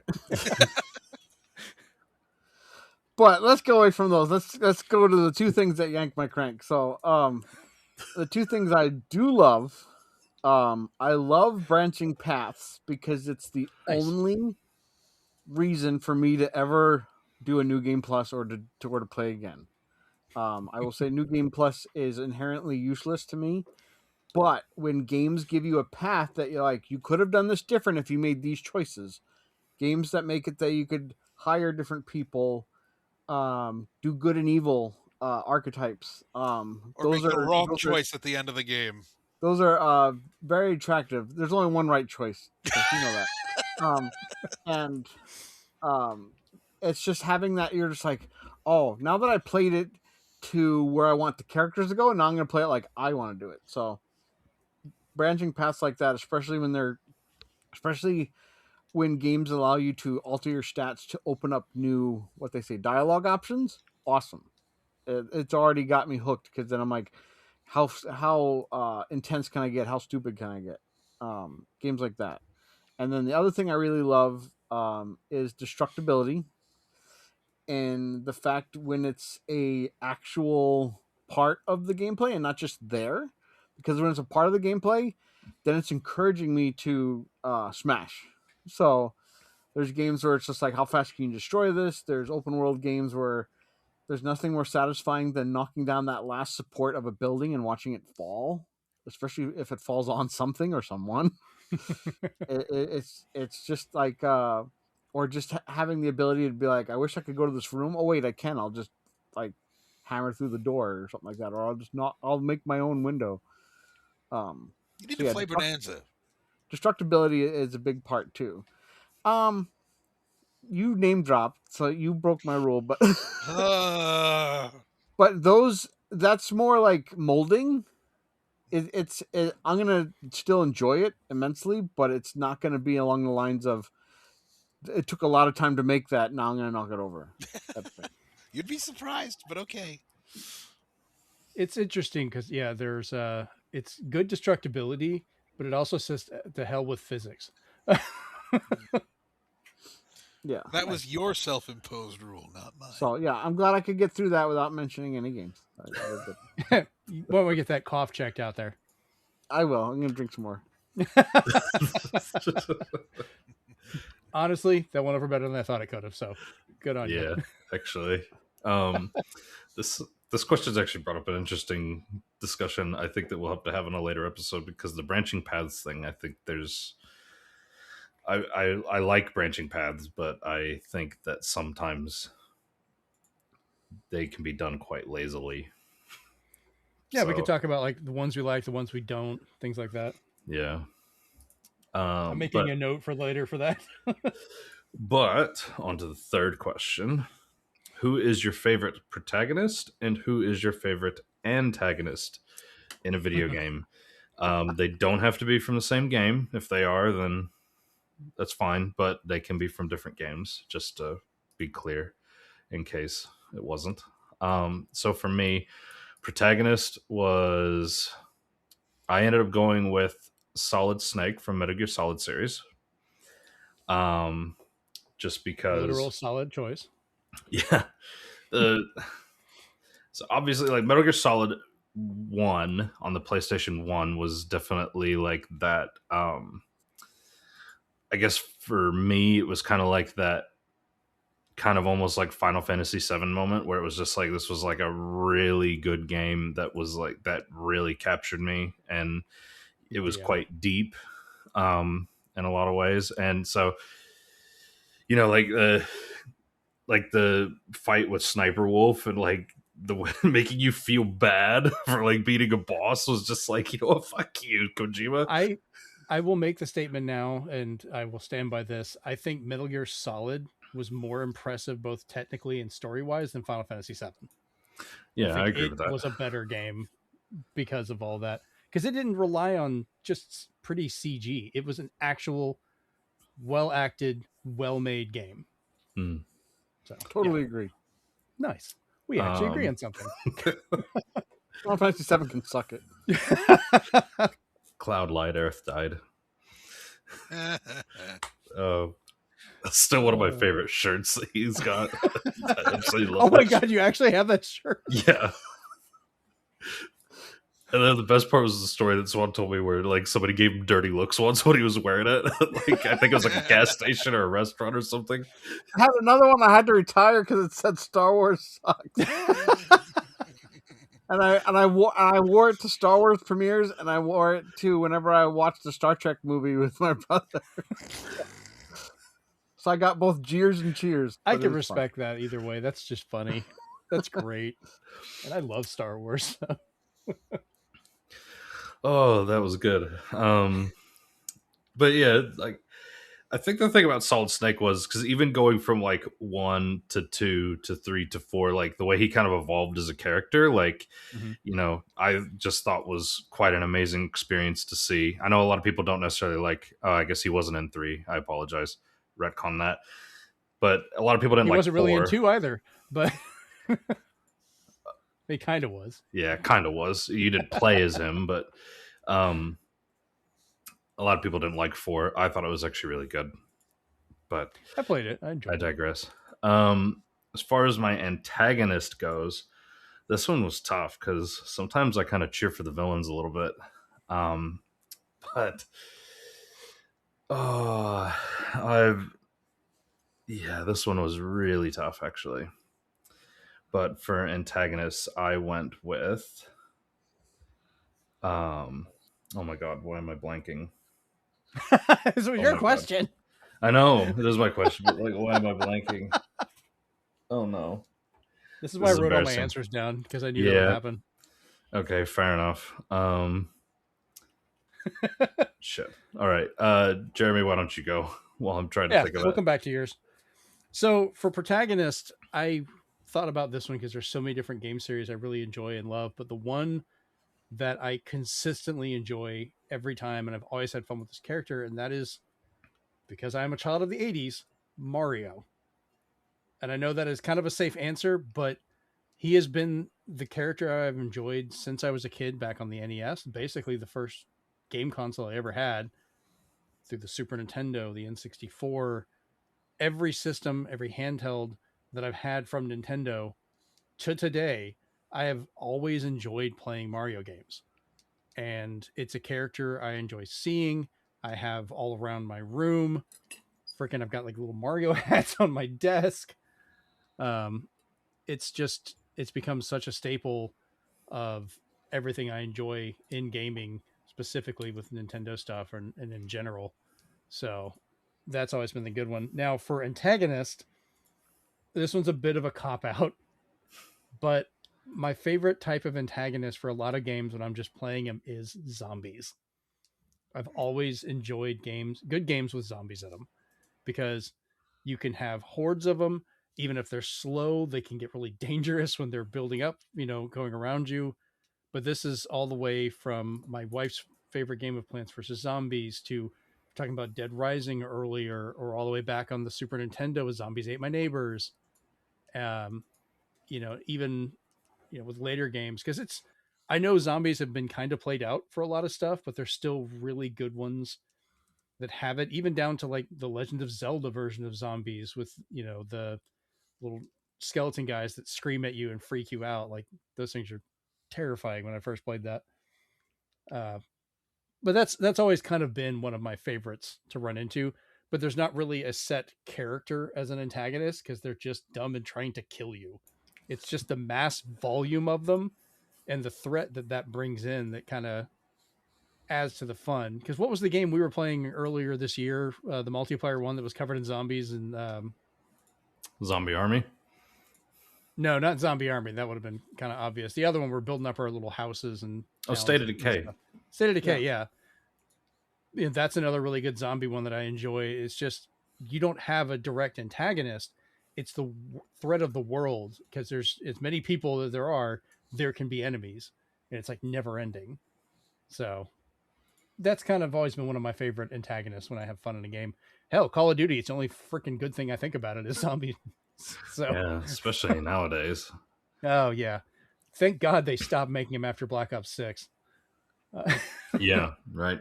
As an aside, I did remember. Hey, there you go. Because I forgot his name. It was my favorite antagonist, actually, that I haven't really found an antagonist like him. Far Cry does really well villains, the Far Cry series, and Pagan Min was my favorite from 4. Okay. The thing that I kind of liked about him was the whole kind of twist at the end, the whole kind of monkey paw thing where you find out, because like the rebels actually trick you into thinking that he killed your mother, and then I guess spoiler alert, but the game's like ages old, so I kind of feel like we're past that. But Ouch. and then actually, I'm sure they'll remake it here soon. Yeah, probably. They need some money. And then kind of at the end you find out actually no, like your character's mother and him were actually like, in love with each other, and like he loved and respected her, and he was like, yeah, I don't know why you like left at the beginning of the game. Like, I was planning on just retiring and leaving this entire empire that I've built for you, and instead you've been like murdering everybody.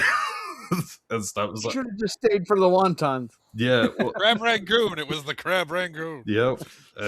Yeah, because actually it is kind of funny, because if you actually stay and wait at the beginning of the game, like the game could just be over. Yep. Like, I no, wish more games did that. yeah, I kind of like the antagonist that actually is, you kind of actually turn out, oh, maybe he's actually not all that bad after all, or maybe he's actually got a point type thing. It's the kind of antagonist that I like, so I definitely appreciated him. So, but we will go on to Chris. Okay, so this first part with the protagonist needs a little backstory first.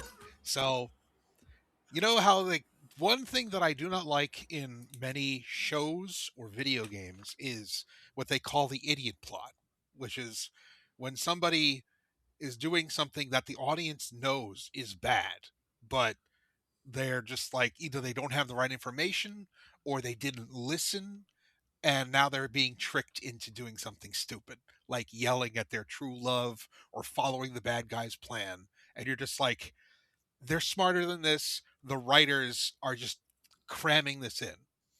The only protagonist that I'm going to allow to do this kind of thing is Crash Bandicoot, because he is a moron. He's an evolved marsupial that runs around and crashes into boxes. It's in his name. So in Crash 2, when the bad guy goes, I'm totally cool, I need your help, he can go, okay. And that makes perfect sense. So I love him for that. Now, in the matter of antagonists, uh, how many of you guys have played BlazBlue? I've played some of it. Okay. So the main antagonist of BlazBlue is a guy called Yuki Terumi. And I don't want to spoil too much, but this dude is a dick. He's a troll. He will deliberately do things to piss you off. And the whole reason is because the angrier you get at him, the more powerful he becomes. It's basically every incel's wet dream. So that, because of that, he does such terrible, like insane and nightmarish things to the people in the story through various branching paths, I might add, that it is like, I don't think I've ever met a villain in a game that I've wanted to stop as badly as him. And I think that's pretty effective. So that's mine. Nice. All right, Swan. Okay, so the antagonist, I actually had some back and forth in my head over figuring it out, and the protagonist, you guys will never guess, but it just, I don't know, that's something that stayed with me forever. So antagonist, I almost gave to King Bohan from Heavenly Sword, because Andy Serkis made me laugh. He was a villain that just didn't care about anything. However, his attitude was taken from somebody else that deserves the top spot. And yes, I will getting into spoiler territory, so if you have not played this game, I apologize. Yes. And that is Kefka from Final Fantasy VI. Good one. They always give some of the best themes to the villains in games. This is one of them where it definitely, this one wants you just makes you want to just get up and almost dance like the Joker in the way it plays through, because you're dancing mad. And he's just done things from just nonchalantly saying "Welcome to my barbecue" while an entire village burns, not caring who's in it. He's he's one of the villains who, in a way, wins, and you have to deal with the fact that he won. And he does become a literal god, and you have to deal with that. All the other ones get super powerful and buff, and rip off their shirt or whatever, or transform into a second form. But this one's second form, he's just like, hey, guess what? I'm a literal god. Heaven has embraced me. Now you must fight. So yeah, that was, and everything he's always responsible for. I'm just wondering how they would ever remake that. That's why it'd be so hard.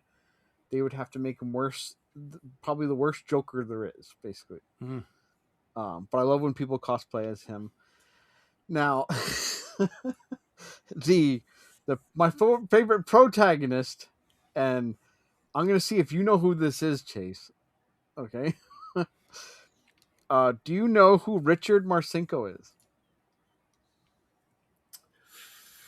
No, I'm sure he's played a character that I really like, but no, the name He's doesn't ring a played bell. he basically appeared as himself, but he was voiced by Mickey Rourke in Rogue Warrior, the video game, as well as in that was in the Rogue Warrior book as well. Now, I had to look up his name because he was one of those protagonists, and even though the game has been hailed as bad, I've played this game tons of times because I've never heard a character swear this much since House of the Dead Overkill. I was about to mention that game. The amount of swearing is so good that just hearing him throw a grenade and he's like, choke on this, you fuck, or if he stabs you and he's like, fuck you, or he shoots you and he's just like, you're a dead fuck.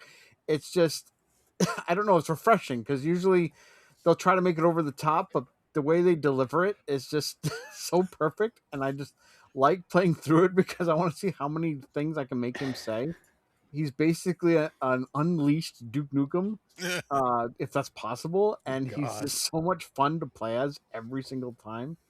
And I recently learned that Richard Marcinko, already, rest in peace, 2010, 2021. He was a U.S. Navy officer. He was a Navy SEAL. But he as a fun aside, when they were putting the makeup and everything on Jim Carrey for the Grinch, he was like willing to give up his $20 million paycheck, saying, I can't do this anymore. I can't take it. It's putting me down a well of depression. They brought in Richard Marcinko as the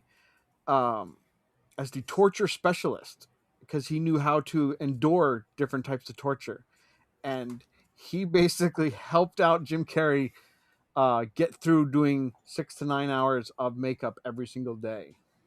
And Jim Carrey like credits him saying like, he got me through that. Like he taught me to endure torture of that of just makeup magnitude, where he's just sitting there with different things, not being able to breathe and stuff.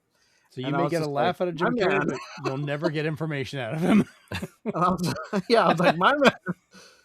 So yeah, like if you want to play a game that's not a 10 out of 10, but it's more like a 6 or a 5 out of 10, just play that game because it is just audibly one of the most fun I've ever had in a shooter. That's another good big question, like our favorite just kind of mid games. Not great, not terrible, it's just fun. Don't play the PC version because it's got so many issues, it freezes and breaks a lot. Play the 360 or PS3 version, and if you don't laugh, you don't have a soul. Okay.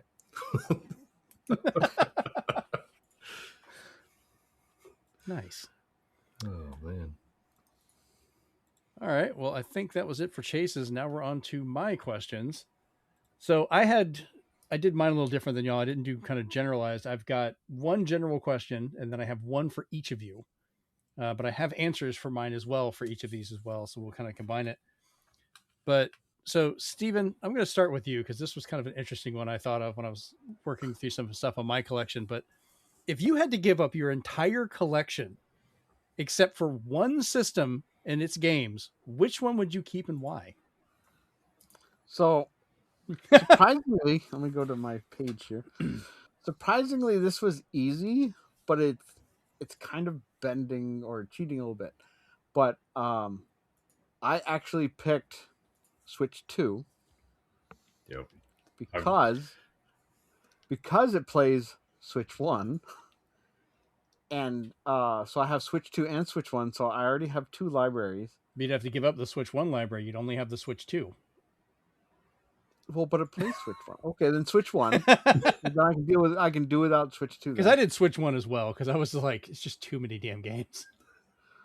It would be the Switch 1 mainly for the fact that there are so many games that are actually collections or ports of other systems games that I think I would have the most complete history with. Yeah. So if I wanted to play a certain PlayStation, Dreamcast, arcade, NES, that Switch would be able to give me that. I know the Wii used to be able to give me that with its virtual console, but I think the Switch with its different releases and its eShop has come along far enough that if I just had that and my, hold on one second here, my, trying to see how many games I have for it. I know For I'm the- almost at 500, and you've got so many more than me. It's ridiculous how many Switch games you have. So if I stay with if I stay with my Switch and my 890 Switch games, I think I'm good. He's eating good. I still find it funny. I managed to find games you're just like, when did that come out? There's so many Switch games. It's just ridiculous. But I was yeah, with you. that's why I'd keep that one because I can find something every time, no matter what mood I'm in. Switch will have something. Yeah. Oh, I want to play N64. Oh, okay, cool. I'll just go break out Turok or whatever else on there. Oh, I want to play something from PS2. Okay, cool. Most of these are on there. Like, oh, here's all the Final Fantasies. Here's like, there's just so many freaking games on the Switch. It's ridiculous. All it needs is Disney Afternoon, Capcom. No kidding. And then we'll be good. That is still such a weird omission. All right, Chris, here's one for you. What is your favorite comic book character and which artist's take on it specifically? Okay. Now I couldn't do an artist's take specifically on this, but I could do an arc, let's say. Okay. I absolutely love the Injustice version of Plastic Man because he managed to give every superhero the long outstretched finger. And Yep. it doesn't even have to do with the fact that, Batman says that Plastic Man is the most powerful hero there is. I'm like, that's all well and good, but the fact that he is always so happy-go-lucky, so goofy, and just really enjoys himself. And not only the fact that he's also a reformed criminal, which you don't really get with many A-list superheroes. I guess you say he's B-list or C-list kind of thing, but Yeah. you don't have many superheroes in the lineup of the Justice League that are reformed criminals, and I'd like to see that more often. Eel O'Brien is a stand-up guy, but he had to work to get there, and he really thrives on Batman's trust, and I think I like to see that more in terms of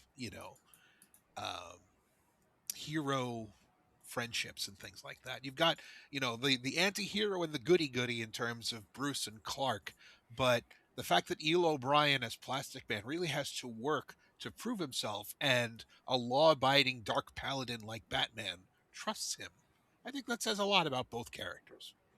He's also the scariest zombie. I fucking bet. So yes, there's mine. That would be terrifying. So my answer for that one, of course, I've always been a Batman fan ever since I was a kid. I always enjoyed reading those.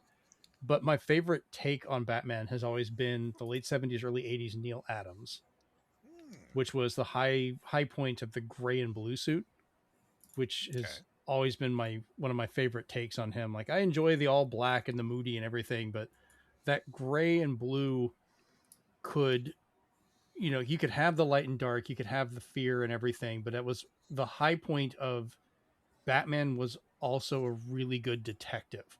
And that's where a lot of the stories focused on, was his detective work, not just, I can beat up everybody in the room, which he still could, but he had to show intelligence and actually doing things. And I think I enjoyed those stories more because that was also facing off with like Ra's al Ghul and a lot of that at the time as well. Kind of, that was those stories. That was earlier Man Bat when that first came up with Kirk Langstrom and everything. So, I mean, it is Detective Comics, DC. It was, yeah. I think Detective Comics was almost my more favorite or preferred comic series for Batman over the actual Batman series sometimes. So, nice. Yeah.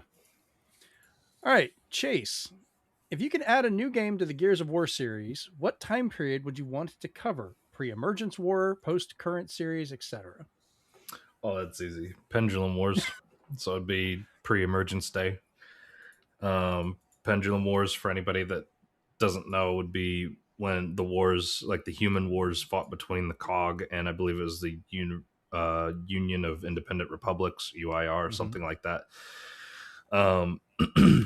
Obviously, that's where because you kind of like you hear about it. It's one of those things you keep hearing in the backstory. Like they give you these little snippets of it, like in Gears of War 1 where Marcus Phoenix, you get him out of the jail, and Carmine's like, "Are you the Marcus Phoenix from Asheville Fields and the Pendulum Wars or whatever?" And he's like, "Yeah, that's me." And you're just like, he's like, "Wow, cool." And Marcus is like, "No, not really," because obviously it was probably like this miserable time and stuff. But you kind of got a snippet in Gears. Was it Gears 5? Where you got to play like that prologue sequence where you played as Dom and Colonel Hoffman. But no, I just think either just some type of game that takes place, whether it's another third person cover shooter, or even I wouldn't even necessarily be upset if it was like another Gears Tactics, because I think it would be better almost that way. Yeah, because honestly, I think either way would work really well, because obviously, like, this is, about two large human armies fighting against each other. It'd be like a nice version of Command and Conquer for modern day. Yeah, essentially. But yeah, no, 100%. Because I like when games extrapolate on their backstory a little bit. Because it's all well and cool to like find stuff, like find this like audio log or to find this like piece of paper and read about it. But it's like, I actually want to see it. Like, Star Wars, like you keep getting all these references to the Old Republic. And that's why actually one of the announcements at the Video Game Awards made me really excited. It's like, how about actually just showing me the Old Republic? Like, how about you actually just show me like these cool moments that we keep hearing about, these grandiose moments, like the Great Sith War and all this stuff? Why don't you show it to me instead of just talking about it like it's this really cool thing? So that would be mine, hands down. Yeah, sadly with the Star Wars stuff, they tried to show some of that going into like Darth Plagueis and going back, and then people had a fit and they ended up canceling it. I was like, damn it. But for Gears, I agree. The Pendulum War would be the preferred way to do it, but I think I would want it to be the Pendulum War, and then maybe either as an after credits or extra levels showing some of these different areas during emergence when it happened. And I'm kind of hoping we get that in the upcoming title. So because they talk about the other countries, like we run into, I think you were talking about Gears 5 and stuff, where you're going to other countries that they used to be at war with, and them dealing with it, and you see the aftermath and people getting all pissy at each other, like, oh yeah, I used to shoot at you guys, and do all that. And it would be great to be able to play and see those as well. So yeah, I was trying to think of something. I was like, everyone else is asking you Warhammer. I was like, I'm going to go Gears. Yeah. I'm going to ask you. Because that's me and you connected on Gears. That's our thing. Yeah. E-Day would have been my answer, but obviously we're getting the E-Day game. So right. But no, I actually agree with you too. Just maybe even getting a game like another Gears of War Judgment. Because that's one thing I appreciated about Judgment was we got to see it from a different lens. So maybe getting something similar, but from another perspective, like maybe how did the UIR handle Emergence Day? Like things like that would actually be really interesting. For sure. All right. So, and then for each of you, and we'll start off with this, what is one thing you would want to change about one of your favorite consoles or portable? Or your favorite console or portable? So my own answer, and this is kind of a funny one, it's like even with Microsoft's missteps recently, I've absolutely loved my Series X. I use it daily. It's such a well-built system. The games play great on it, everything. The one thing I would want to change on that damn thing, why couldn't you give me a memory card slot in the front? Just move the port to the front so I can just plug the damn card in and use it, and then be able to swap stuff out. I hate having to reach behind it and try and blindly put the damn expansion card in. You make it to swap, make it convenient. It's it's just a pain in my ass otherwise. They should have shaved down the memory card and then put it in the front so it goes flush with the front, so it's hard to remove. At least then they could have done the little push in and have it click out. So when that breaks, you're screwed. But yeah, a card slot in the front, you can keep one in the back if you want, just for expansion. Like, why couldn't you have both? So I don't know. But Steven, we're going to start with you on this one. Okay. So this one is a high reason why a lot of people get excited when these games come to Switch. Mm-hmm. And the one thing I would change is I really wish, oh, humble 3DS, I really wish you had launched with 2 analogs. Not the attachment, but just 2 analogs right off the bat. It would have made Resident Evil that you put on the system, exclusively, I might add, a lot easier to play. It would have made getting an upgrade to a game like, I don't know, Super Mario 64 3DS amazing. I can finally play as Wario and Yoshi in full 3D with proper controls. Mm-hmm. And most of all, biggest of all, I would have probably finished and played a lot more than 20 minutes of Kid Icarus Uprising, the most wanted game to transfer from the 3DS to Switch, because people just want a second fucking analog stick so they can fly around and shoot. And the amount of games that would have been infinitesimally more enjoyable with a second analog stick on the 3DS. My God, the things they could have done. But they decided, let's do form fitting. And I'm like, well, now your system's long and fat, but it's exactly what we wanted. And that's why it's one of the best sellers. So take that, Nintendo. That's a good Embrace answer. the analog sticks. That's a really good answer. Chris, what about you? Mine is actually pretty close to this, but the other way around. I wish the Switch and Switch 2 folded, because they are not portable consoles. I understand that they are semi-portable because they dock into a thing, but I miss the true portability of the 3DS. The fact that you can stick it in your pocket, unfold it to play, and it's just big enough. We have phones that are huge now. If we could just fold the Switch 2 into something on the bottom that has the thing. Yeah, something like that. I still don't trust those. I still do not trust those screens at all. I'm afraid I'll break them in like one a of day. them breaks, when one of them breaks, we'll find out. But for me, the Switch and the Switch 2 are not portable consoles. The 3DS, in all its incarnations, is the last portable console that Nintendo made for me, and I miss it.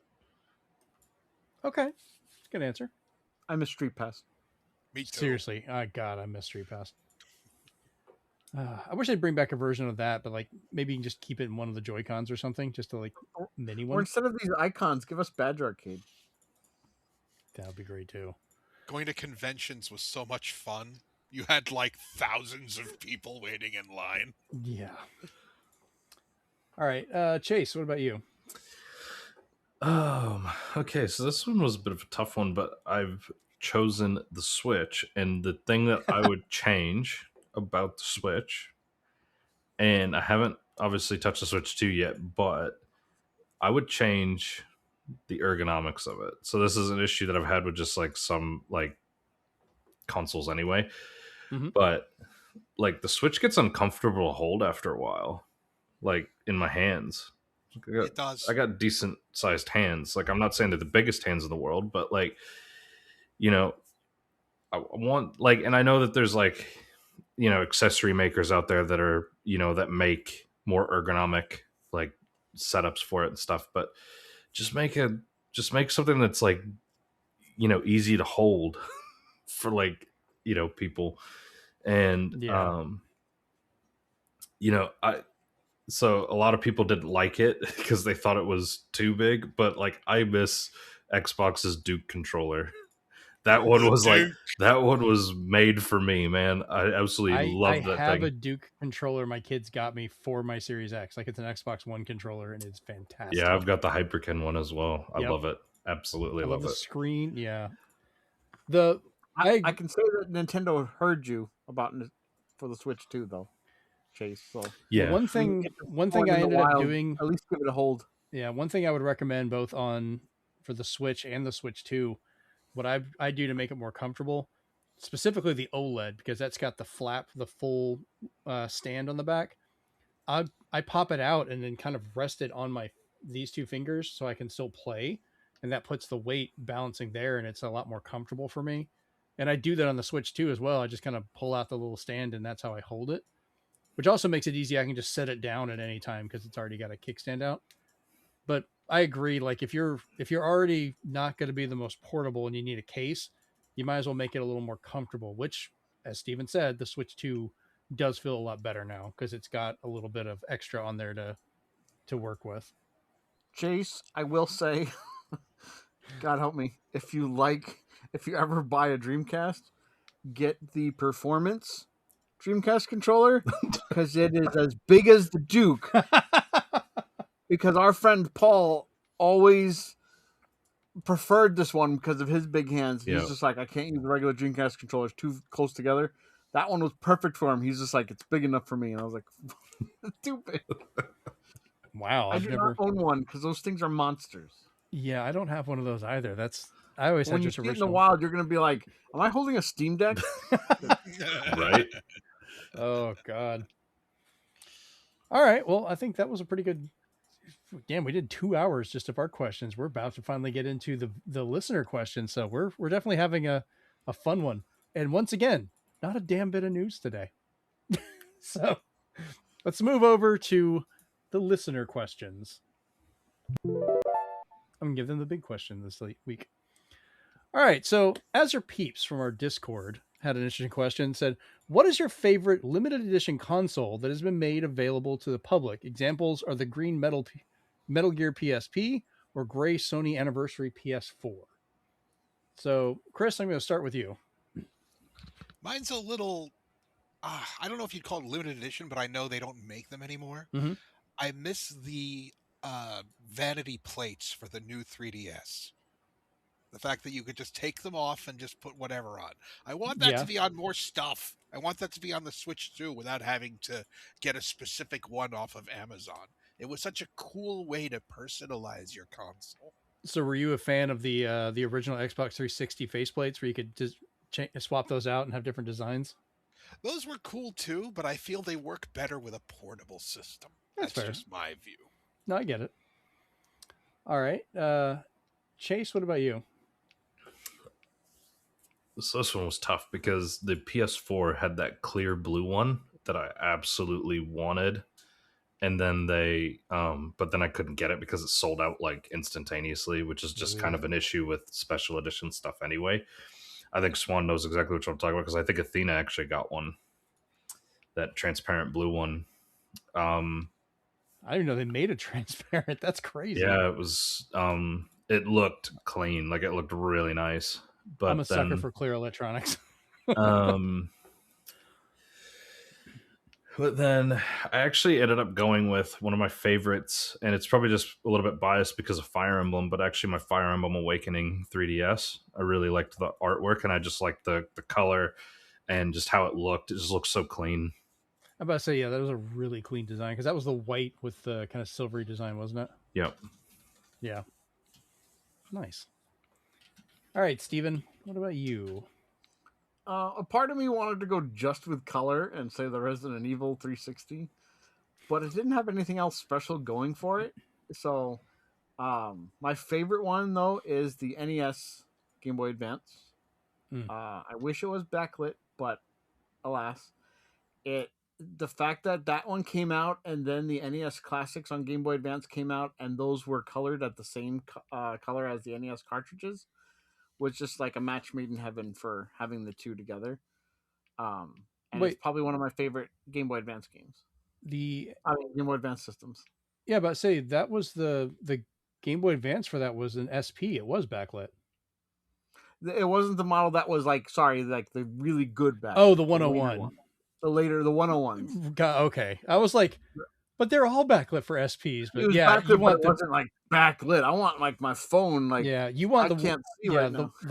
the SP 101 model with that, and then they also did it in the micro for that super bright screen. Yeah, that I and there's people who've modded it, but to have if the OG made a 101 NES GBA, I would lose my shit. Yeah, okay, that makes sense. I was like, so for me, looking at a lot of it, like I was kind of leaning towards some of the different Nintendo ones and so forth. But the one that came down to it that I have, and it's one of the only systems that is on display in my entertainment system, but not hooked up. That's how much I love seeing it. I'm not even using it, and I want it there. That is my R2-D2 Xbox 360 and C3PO controller. I love how it looks. Whenever you do use it and you turn the power on or do anything, R2 beeps at you and will complain, and it's great. I love the way it actually translated, because I did not think it would look that good until I actually get to see it. And I remember the first time I laid eyes on it, Jeremy Jr. and I had gone to Comic-Con, and that was the year that he and I went. So he was helping me do interviews and things, and he got to go test out the Kinect with those absolutely terrible Star Wars games. They're fun to mess with, but they're terrible games. But they had the Star Wars system there, and that's when we got to actually see it. And I was like, I need to get one. And I did eventually end up getting one, box and everything, the white Kinect and all that. But I will not use that C-3PO controller. I don't ever want it to wear down, because I love the fact that even the bottom of it has like the wiring, like the gaps in C-3PO's metal form. Like you can see at his waist where the wires are. And yeah, it's such a good system. Because I was almost going to go to like some of my Zeldas or other ones. I'm actually kind of surprised you didn't do the Gears of War one, Chase. The blood splattered Gears 3 one. Yeah, it looked good, but I never got one, so that's the only reason why I was just picking from the ones that I've, If you ever come back and you're looking to collect it, I did get to see those. They look good. Like they look really nice. So, and it was the good model 360, so it wouldn't red ring. Yeah. All right. So next up, we have a couple of questions from the dad guy, who also on our Discord, who kind of overdid it. Like we ended up, Dude's a legend. yeah. So thanks for the big questions. Right. One of the questions I pulled because we actually discussed it back in October, talking about the price and cost stuff. But a few of them we pulled because we're like, they're too big to answer here, but they are going to be future big questions because we liked them. Congratulations, dad guy. Right. So we're going to have a few of those. But I did include 5 of your questions, but some of them are actually specific. But so the first one he had is, if you could collaborate with any other podcast or creator from games, comics, movies, space, whatever, who would it be and what would that episode be about? So for me, when I was looking at that one, the guy I would want to just do a show with and talk to would be Tim Burton, because it's such a variety of what he's done, but he's also the first one who kind of understood and did Batman in the way I understood him from the comics. And I would love to just sit down and talk to him more. Like I've seen the interviews and stuff like that, but just get his point of view for how he translated that world and kind of worked to make Batman in the way it was, between that and Batman Returns. And also just to ask him why he was comfortable letting Bruce kill people. Because the more I realized that growing up, I was like, oh no, that clown he put the bomb on and threw in a hole, that man's dead. He did not live. Batman just straight up murdered some people. So I would love to have that conversation. But we'll go backwards from what we had earlier. Steven, what about you? So mine is kind of, I think they encompass a lot of those things. Mm-hmm. But for me, I specifically picked the Game Grumps. And the fact of the matter is, for our audio listeners, I'm going to show you what I'm showing the camera right now. But there is a store called Five Below.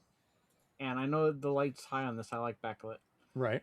There's a store called Five Below near me that sells watermelon, warhead, scented poop bags for pets. Pet waste bags. So, pet waste bags that smell like candy. Poor guy. So, right? So, I think the episode would be about weird candies and snacks, and as a bonus, it would have stuff like that, like who product tested these. But this includes some of the stuff I ship you guys. Why would you make bags of shit smell like candy?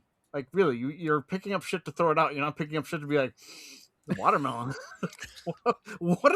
Somebody had to do that. So, yeah, God. Definitely the Game Grumps, and definitely watching their show, and when they try all the weird foods, the way they describe them are kind of how I describe them to Chris too, where I'll be like, oh, this bag of chips smells like a Goodwill and tastes like a toy, and he'll be like, yeah, it does. So stuff like that. I think they would. I get their humor. They would get mine, and it would be fun. Nice. Chase, what about you? So, man, this is a tough one, but I think I've decided that I would love to be on. So the channel's called Tabletop Tactics. It's obviously about Warhammer, but the actual podcast would be about, or the content would be about, just because they do like a once a week short form kind of just discussion about all things Warhammer. And I would just like to actually, be in there and discussing stuff about like the mechanics and balancing. And because I always find a lot of like really technical discussions like really quite interesting, like when you start talking about like, why is it that people don't like playing this certain thing, or why is it that people only play this stuff as opposed to this stuff, as far as like say unit selection or whatever. D&D is another one I'd actually really like to be able to just like sit and have a conversation with people about, like really complex conversations about D&D. Like, why is it that nobody likes playing Ranger? Well, it's because of X, Y, and Z, and like, how would you fix it? So things like that. So that would be my choice. Nice. All right, Chris, what about you? The YouTube personality that I would pick would probably be Thorgy from Thorgy's Arcade. He's done a lot of fighting game retrospectives and a lot of theoretical, like how to make the cast of this, if there was a new tournament fighters, or if there was a new Marvel superheroes kind of thing. So he's done retrospectives on Darkstalkers and has come up with a new group, like a theoretical Darkstalkers 4. I would love to be on there to help him design the new versions of the characters. I think that would be fun to do. Nice. All right. His next question here: what do you think the biggest hidden problem is for next-gen consoles that nobody is talking about yet? Thought this would be kind of an interesting one to kind of hit. So for myself, I had put, it's kind of the people not understanding like not only the inherent cost increase that's going to come with the tech, given modern costs for hardware and things like that, but also people are having a really hard time understanding we are hitting a graphical plateau. And I think some of the stuff that's being shown from Capcom on the Switch 2 looking so good on what everyone's calling weaker hardware versus what it's looking like on PS5 and other stuff. We're hitting a point where it might run a little bit better, but it's not looking worlds different. It is a lot harder to tell that difference. And that next hardware, the PS6 or whatever Xbox comes out with, if they're still a company, things like that, it's not going to be that giant leap you're expecting. I'm sure they'll have some little flashy thing they try and push. Sony likes to have pisser for some reason. It's just but FSR. Yeah, it's just right, FSR 4 now. Yeah, with a terrible name. Yeah.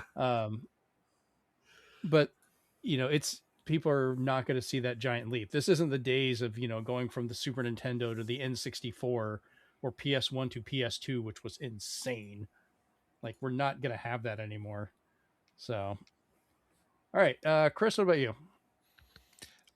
This was a tough one, but I had a couple of ideas, but one really hit me is the fact that so many of these corporations that have nothing to do with video games are buying up video game companies. And that means a lot of what we expect from the studios themselves are going to be more carefully judged. And that means we might not get the original intent of the games anymore. It's going to depend on the corporations rather than the studios. So as much as we like a certain game or franchise coming back, let's say they bring Jack and Daxter the Precursor Legacy back, but if it's under a corporation that says, all of these things you did before, don't do that. So are you really getting the game you were waiting for? So it's going to be an interesting conundrum. Yeah, it's gonna be a rough one. All right. So Chase, what about you? So I kind of tossed around this one because obviously like price, but I don't necessarily think price is necessarily a hidden problem. Obviously, how expensive these are probably going to be with just, like things like inflation and new, better tech. It's going to cost more. But the graphical plateau, like we've definitely hit that. Obviously like companies now are more worried about frames than they are necessarily graphics. I think that's why we're starting to see that shift. And I think that I think for consoles, the hidden issue that we're kind of seeing is, and maybe this is why Microsoft's doing what they're doing, but I think people are just kind of, I don't think people are as interested in consoles anymore as they used to be.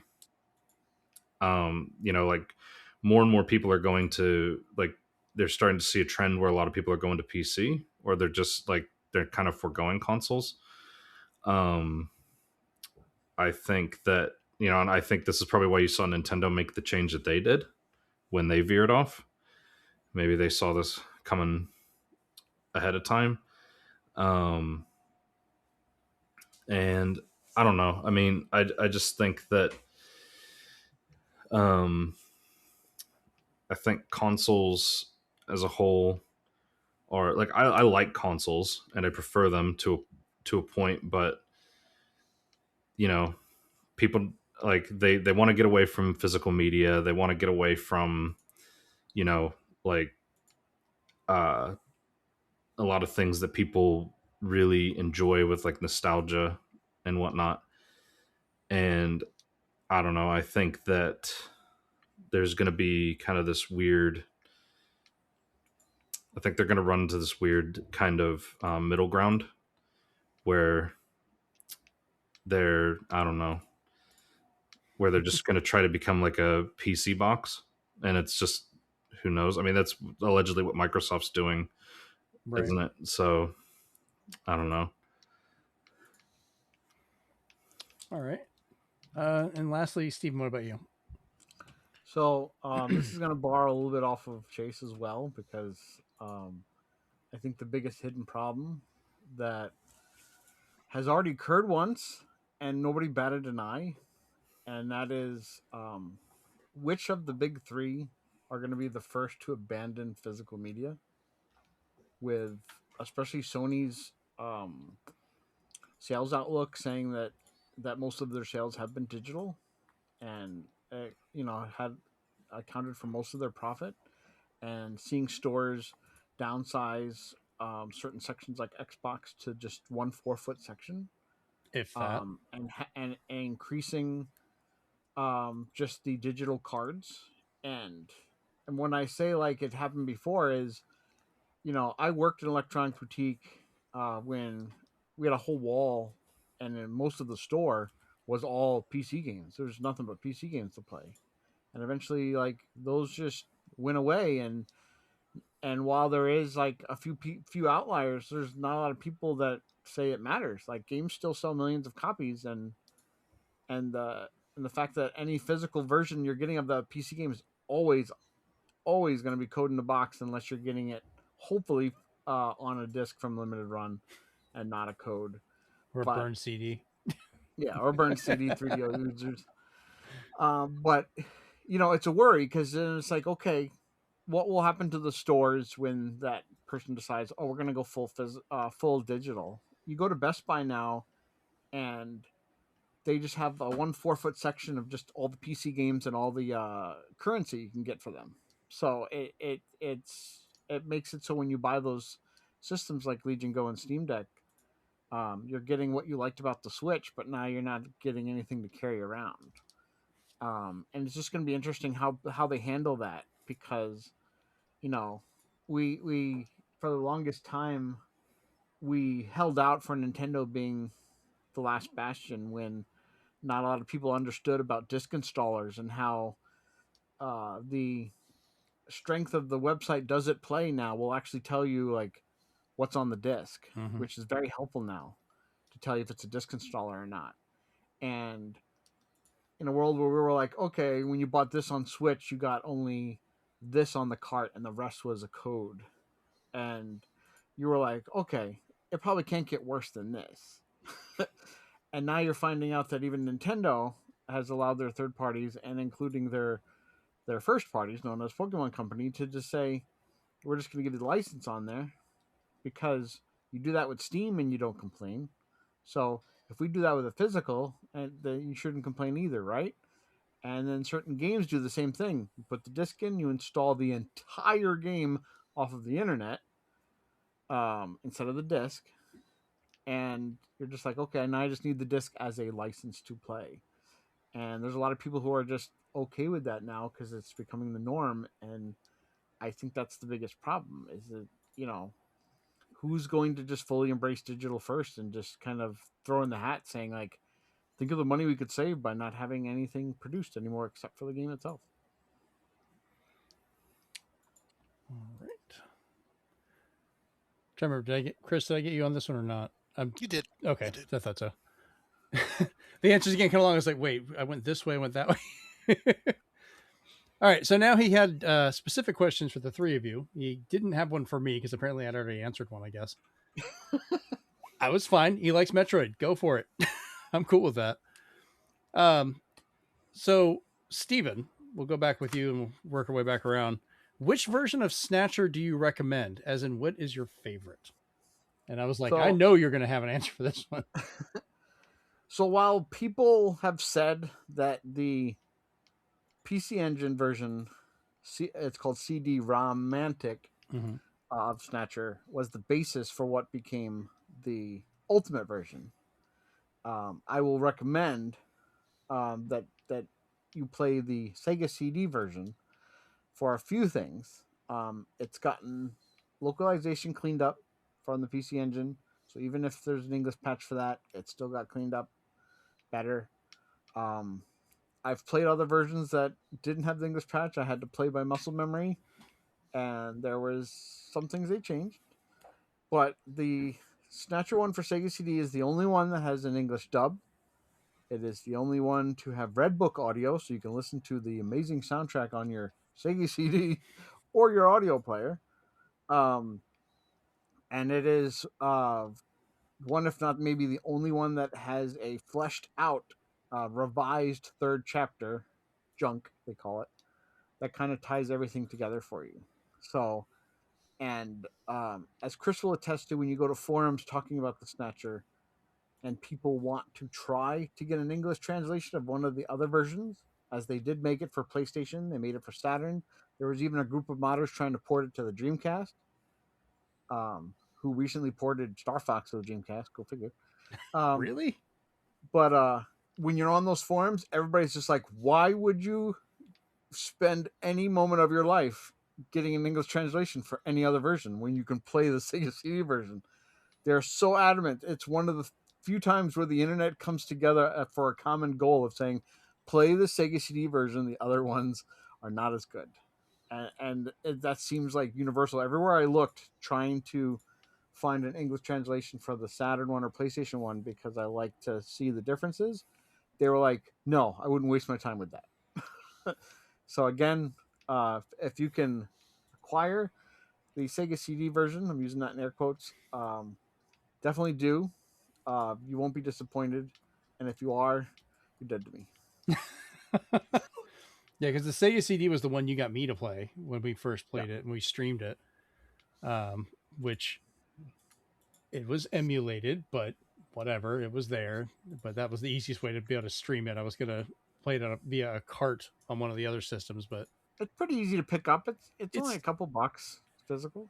Yeah, because there's good replicas, you said, that people have made. No, there's amazing replicas. If you want a legitimate one, you're gonna have to choose whether you want to put a down payment on a cart or get the game. So, yeah, that's a bad one. I think I've already told you the story how I almost got kicked out of a store because of a copy of it. They were gonna rip a guy off, and I told him, and they got mad about it. All right, so now we have that one. So Chase, you're up next. He's asking, if I were to just jump into Warhammer, where would I start? Not a light question at all. Oh boy. Oh boy. I might need Chris to back me up on this one a little bit, because he knows a little bit. Because he knows a little bit about it as well. But I mean, the problem with Warhammer is I guess it just depends on what you like.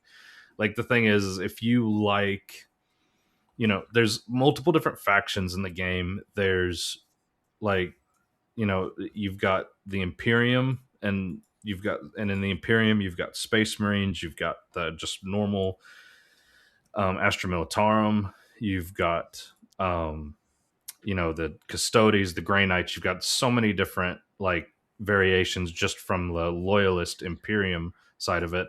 Then you've got the Chaos factions, you've got the Xenos factions, and so what I've noticed about Warhammer people is they tend to pick a side, and then they kind of just ride or die with that. Like, Batchel Bro on our Discord said with the Warhammer 40k Total War game, he was like, until they had Tau, I'm not interested. It's just like, okay, fair enough. You like Tau. So that's how it rolls. But Chase, I'd like to point out, if it doesn't make it more complicated for you, he didn't specify regular or 40k. Oh God. Yeah, that's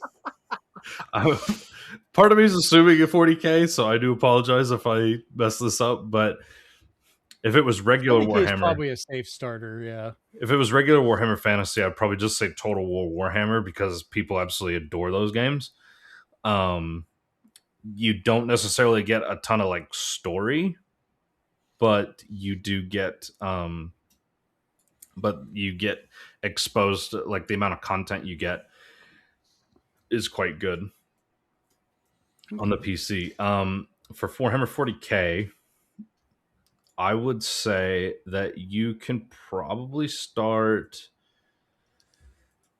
if you're on the PC, you could start with some games like Dawn of War 2. They're really good. They're really good games, and they've got some, like Dawn of War 2 in particular, like you're fighting against orcs quite a bit. Orcs have some of the best one-liners I've ever heard. Like, they just speak in like this East Londoner, like English accent they're type. Soccer hooligans. Yeah, that's what they are. Soccer hooligans. Exactly. Drop them boys. Exactly. It's great. I love it. Like the way they do the accent, it's hilarious. I might want to piggyback on this just a little bit, as you said, Chase. Mm-hmm. For anyone who wants to get into 40K and doesn't know who they want to start with, there's an amazing YouTube series called If the Emperor Had a Text-to-Speech Device. And essentially, there's this one dude who is trying to get the Emperor of Mankind up to speed on everything Warhammer, because for the first time in like thousands of years, they've given him the ability to talk. And the first thing he says is, about fucking time. It's a hilarious thing, but it also gives you just enough to figure out what you like about which faction. So I think that might be the way to start. As far as like a game to jump into, I would say actually Space Marine, the first one, or even Space Marine 2. I'd agree.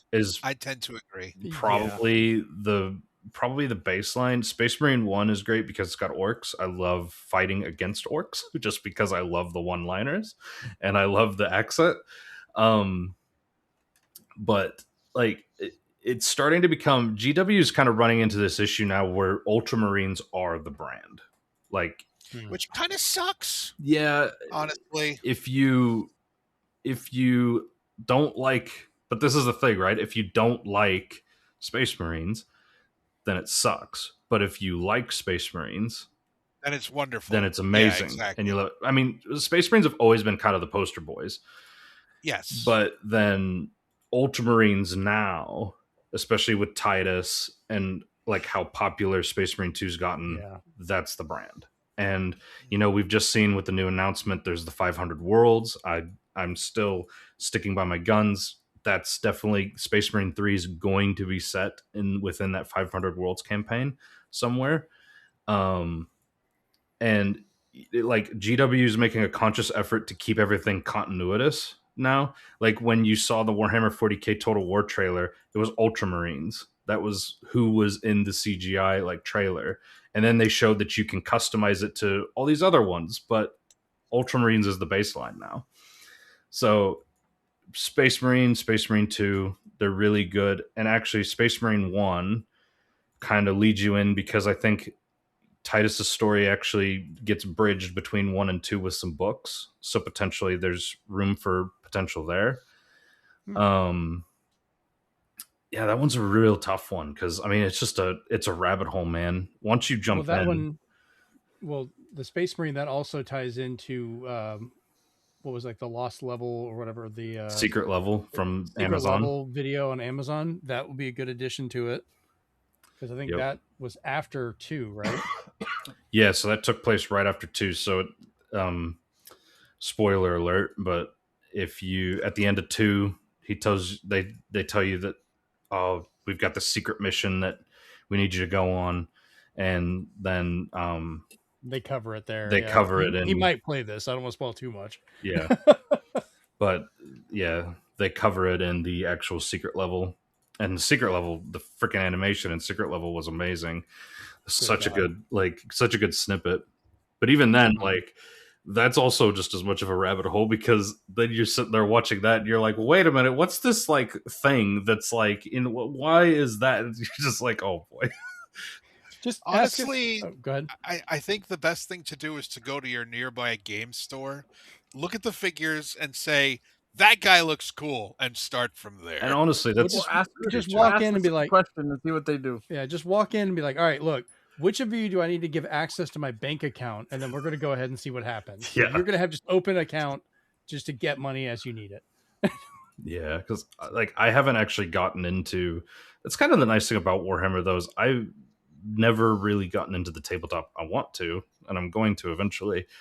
But I've never actually. Kids are getting into it, so financially they're fucked. Yeah. I've made their bank account rest in peace. Yeah. But they're never going to own a home. Yeah, pretty much. But just if you don't want to spend the exorbitant amount of money to get to the tabletop, you don't have to. Like, there's so many games, there's so many books. Like, I think the book set's called like the Black Library or something like that. There's this huge amount of books written on them, and there's so many games. Like, I haven't, for me, not getting into the tabletop, I've been able to just absorb so much lore and experience from it as well. So you don't necessarily have to get into the tabletop to enjoy it. Yeah, because I have the first, the original Dawn of War.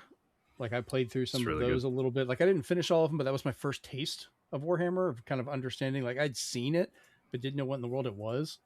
So that was my first little diving into that. But the video games have definitely been the biggest, especially, like you said, Space Marines. Because there's, how many times am I like, oh, cool, Chase, what the hell is that?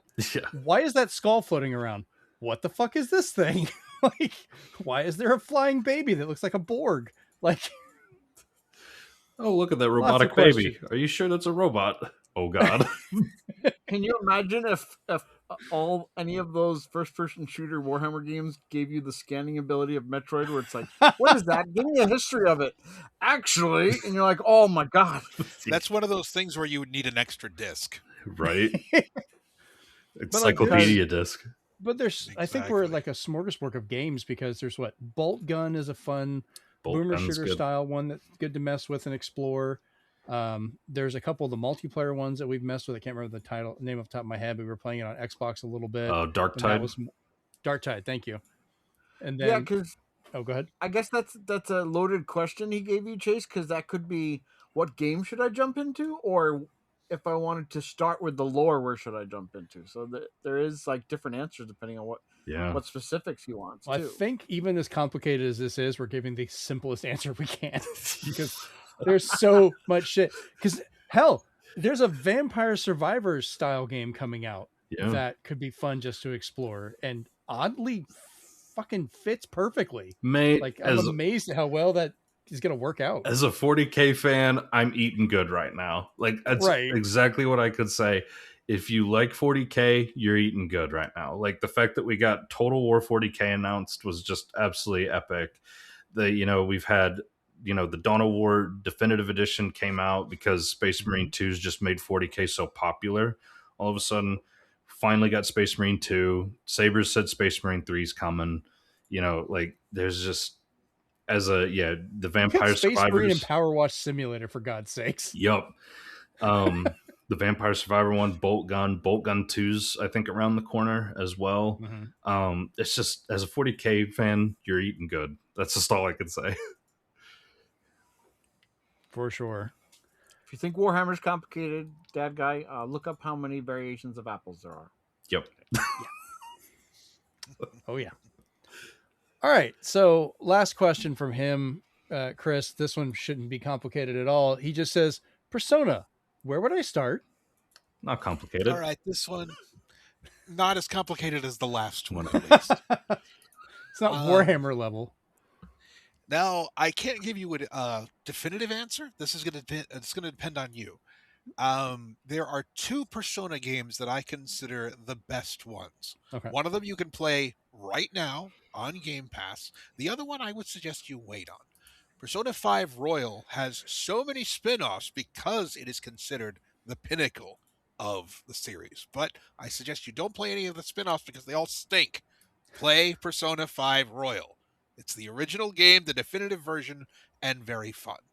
Persona 4 is also really good, but because Revival is coming out, I think you might want to wait for the new version.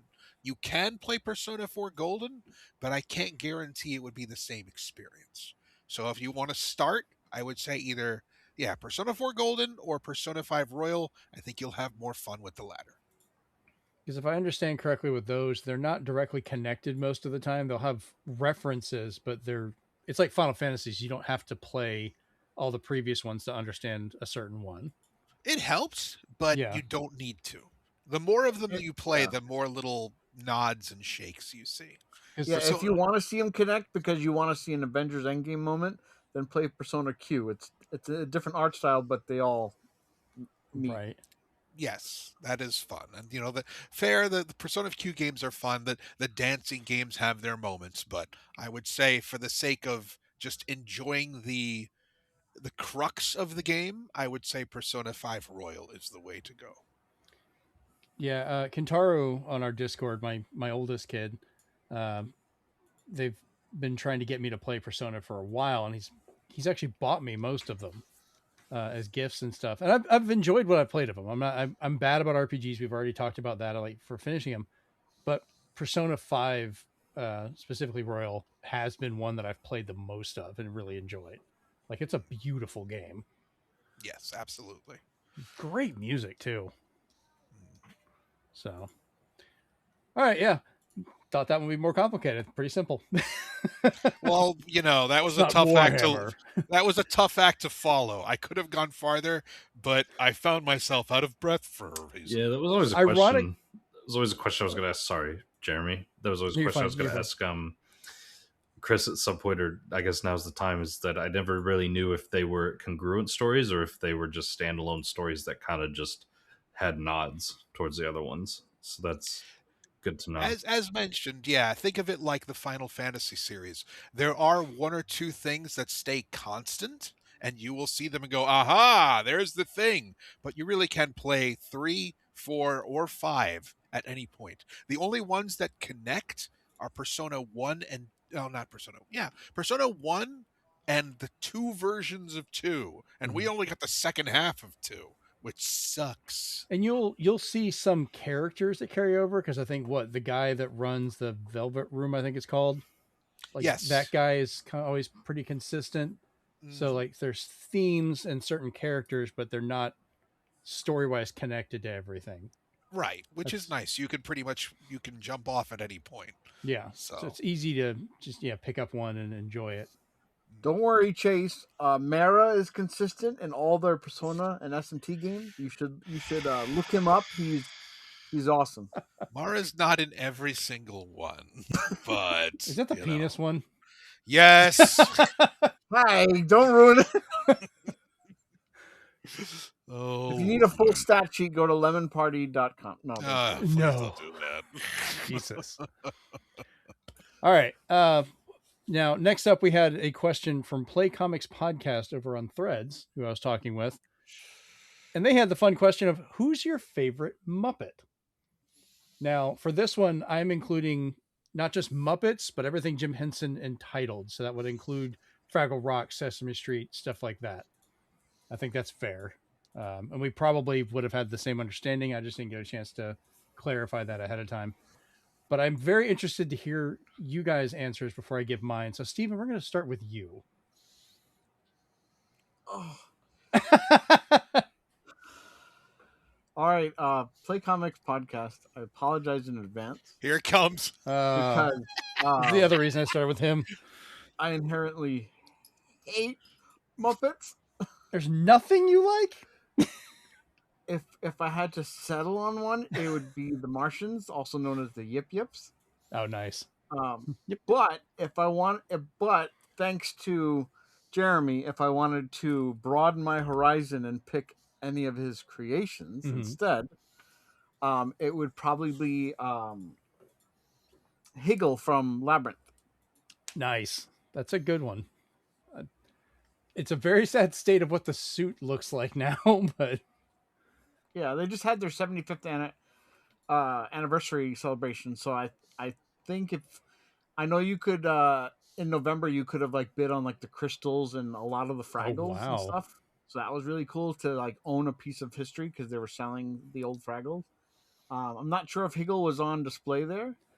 It would have been cool if he was. As kind of a side note, I just thought about this from when I was at the toy store this week in Hyperspace Toy Store.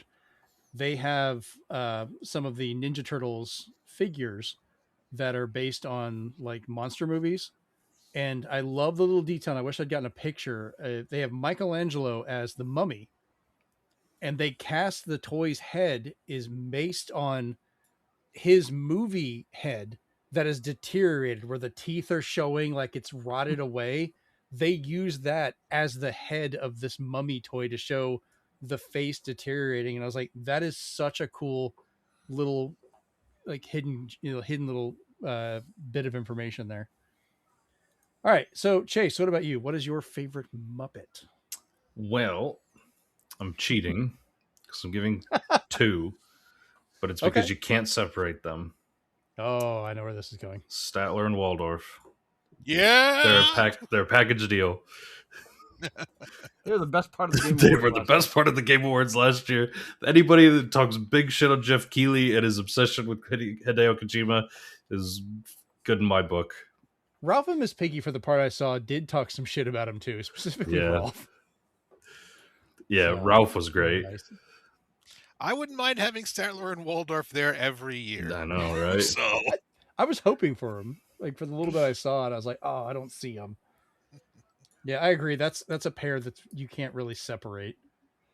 Chris, what about you? Although Statler and Waldorf are a very close second because they're amazing, I'd probably have to go with the great Gonzo. I've always felt a kind of kinship with him. Nice. He's bizarre. He's an artist. No one understands him. He weirdly loves chickens. Well, do you have a favorite line? Oh, jeez. I don't know if I could think of one right now. Oh, my favorite with Gonzo was every episode at the beginning of the Muppet Show when he tried to hit the gong. What would happen to him? Like so many different things. He'd explode or fly off or hit him back or something. Because it's recently making the rounds now, but I think my favorite is and Tiny Tim, who did not die. That's right. He was he was an amazing Charles Dickens. I think that brings him up too. The fact that he hangs out with Rizzo now, it's great. Oh, nice. Oh man. So for me, I had to think about this because I have been a lifelong fan of the Muppets. We've got Fraggle Rock. We've got actual like Muppet stuff. We have Sesame Street things all over the house. It's something I've always grown up with, and Gonzo was up there. I was definitely considering him. I was definitely considering Bunsen and Beaker, mostly because I was like, I can't separate those two, so it was bugging me. But I think my favorite Muppet since I was a kid up until now has always been Grover from Sesame Street. Specifically, I have a toy. It's one of the oldest toys I have, and it is deteriorated in such a fashion over these decades. I'll have to get a picture of it because you can barely recognize it's Grover at this point. Like it is held together by just the love of a kid. And it was Super Grover with his little helmet and this little lightning bolt on his chest, and it's like it's just deteriorating, but I still have it. And that's always been one of my favorites, both for showing up on Sesame Street or appearances and other things. And of course, there's the book that everybody remembers. There's a monster at the end of this book. That was always one of my favorites to read as a Which did kid. a sequel too. There's another monster at the end of this book. It's like the same response. It's like yeah. But like, I remember reading that one to my kids. Like, Grover has always been one of my favorites because I know he's such a basic design for a Muppet, but he always meant so much to me. So Cool. So Grover is definitely my choice for that one. So I kind of love the fact we all did have different answers, and even Steven came up with one. Good old Higgle. Yeah, Hagel's here to save the day. All right, and lastly, my wife, Amanda, actually added a question that she wanted us to answer. Because when we drove to Pensacola, I was kind of thinking of questions while we were driving. So she was writing them down, and then she's like, "Oh, I added one at the bottom. I want you to answer." Okay. So, is there a system or genre that has a lasting emotional impact on your life, and why? So Chase, we'll start with you. Okay. So I would pick the PS2, and it isn't necessarily something that the system did. It was actually something more that Sony did. Okay. So, I mean, maybe I'm cheating a little bit, but this was a big deal for me as a little It's our kid. damn show. We do what we want. Yeah. I do what I want. I'm grown. Yeah. I've got adult money now. Anyway, so I was quite a young kid. I had a PS2. I got one for Christmas, as a lot of kids did back then. And my PS2's laser started to not work properly, as I think quite a few people experienced. Yep. And so I told my mom, I was like, "Oh, it's not working. It's not reading the discs." So, it's really struggling. Like, I had to keep like ejecting and inserting the discs and stuff like multiple times just to try to get it to read properly and stuff. And so then finally, like, my mom called Sony customer service, was trying to get them to like troubleshoot and figure out what the issue was. And we didn't really have the money to get a new one. Mm-hmm. And she was telling them, she's like, my son's had PlayStation 1. He's got like tons of games for the PlayStation 1. Absolutely loved it. And he's got like a ton of games for the PS2, all this stuff. And she kind of like, this was back when I think brand loyalty was obviously like a thing and much more important back then. And the Sony customer service, she basically told him like, look, we can't afford to replace one, but like, my son would like, we need help and stuff. And so Sony actually replaced my PS2 on the house. Nice. With the Slim. This is back when the Slim came out. So I actually so they upgraded you. Yeah, basically. Because I think the Slim had come out and like that was becoming the new baseline. And because I had the fat PS2, and then they actually upgraded me to the Slim, and I got one on the house. And it was like, as a kid, like that was a massive deal, right? Like I went from not being able to play any of this collection of games that I had to now being able to play again. And, because like I was kind of resigning myself to like, I'm probably not going to get another one, And so I thought that was, obviously as a kid, I thought that was one of the coolest moments. Nice. Yeah, amazing. The Slim was such a good revision of hardware. It's like one of my favorites that they did.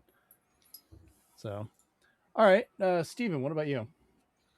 I think for me, it had to be the Super Nintendo, and the genre was RPGs, because growing up with the NES and Commodore, they were kind of light on what they could fit in the games. So you didn't get a lot of text, you didn't get a lot of words, storylines, stuff.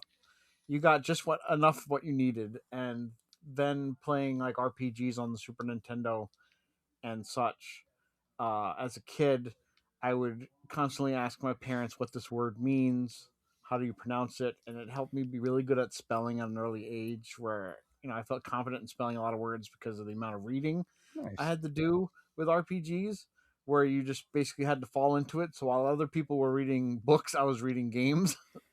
And my Nothing wrong with parents that. always be like, "Oh, he doesn't even read the instructions; he just plays the game and he knows what he's doing."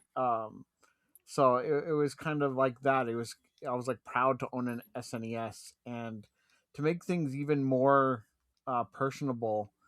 I don't know if they still do it now, but as a kid with the Super Nintendo, if you wrote to Nintendo at their address and you wrote them a letter and asked them questions, they would write you back. So as a kid, getting a letter from Nintendo was amazing because they would answer your questions, be it something that they can't answer because you're like, when's the next Mario? To just like, how do I get past this? And it's such a simple question.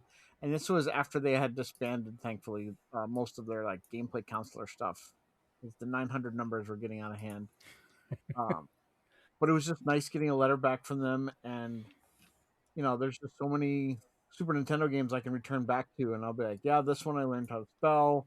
And this one, like, affected me in the type of story because I didn't know as a kid that stories could get this dark. And I was basically thrown into a teenage world before I was a teenager in terms of like issues that people could have, and when to feel sad. Mm-hmm. And it kind of just helped me understand things before even having to ask my mom or dad about stuff like that. So Super Nintendo made a big impact. So I'm glad I got into games when I did. Nice. That's a good answer. All right, Chris, what about you? Well, originally I was going to say as a genre, fighting games, and they did have an impact on me. But when I really think about it, a genre and a system that went together are JRPGs and the Sega CD. Because Lunar for the Sega CD was the first time that I got to see amazing graphics in terms of cutscene. I got to really understand what each character was about. You had like the tough guy who always got drunk and fought with his girlfriend. You had the really nice, almost a paladin main character who was also helplessly in love with someone. You had just so like you could understand the characters because they spoke back to you in cutscenes, and that had never really happened before in the 16-bit era. So you got to hear these amazing songs that were on Redbook audio that you could listen to, and never listen to the data disc because that'll fuck up your CD player. But it made such a difference to me, just not only reading but listening, watching, and understanding the characters, that is the first RPG that ever really opened me up to that genre. And I don't know if I would ever say that a JRPG has affected me as much as Lunar did back then. Awesome. Sorry, Persona.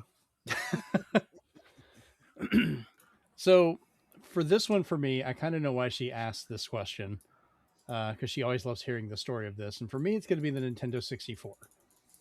And the reason for that is when her and I first started dating, uh, we met kind of, working at Sam's Club, and she was a lot more sheltered and stuff. Like she wasn't familiar with video games or any of that stuff, but she really wanted to get to know me and a lot of the stuff I was into. So she, without any prompting, I didn't even know she was going to do it. She went and bought herself the Atomic Green Nintendo 64 Donkey Kong bundle. Hmm. And I still have that system. It is in the other room. I will never mod it. I will never do anything to it other than play it as it is. But the reason it means so much is actually that's part of why I asked her to marry me. Oh, Not because she bought the system. She bought it for herself.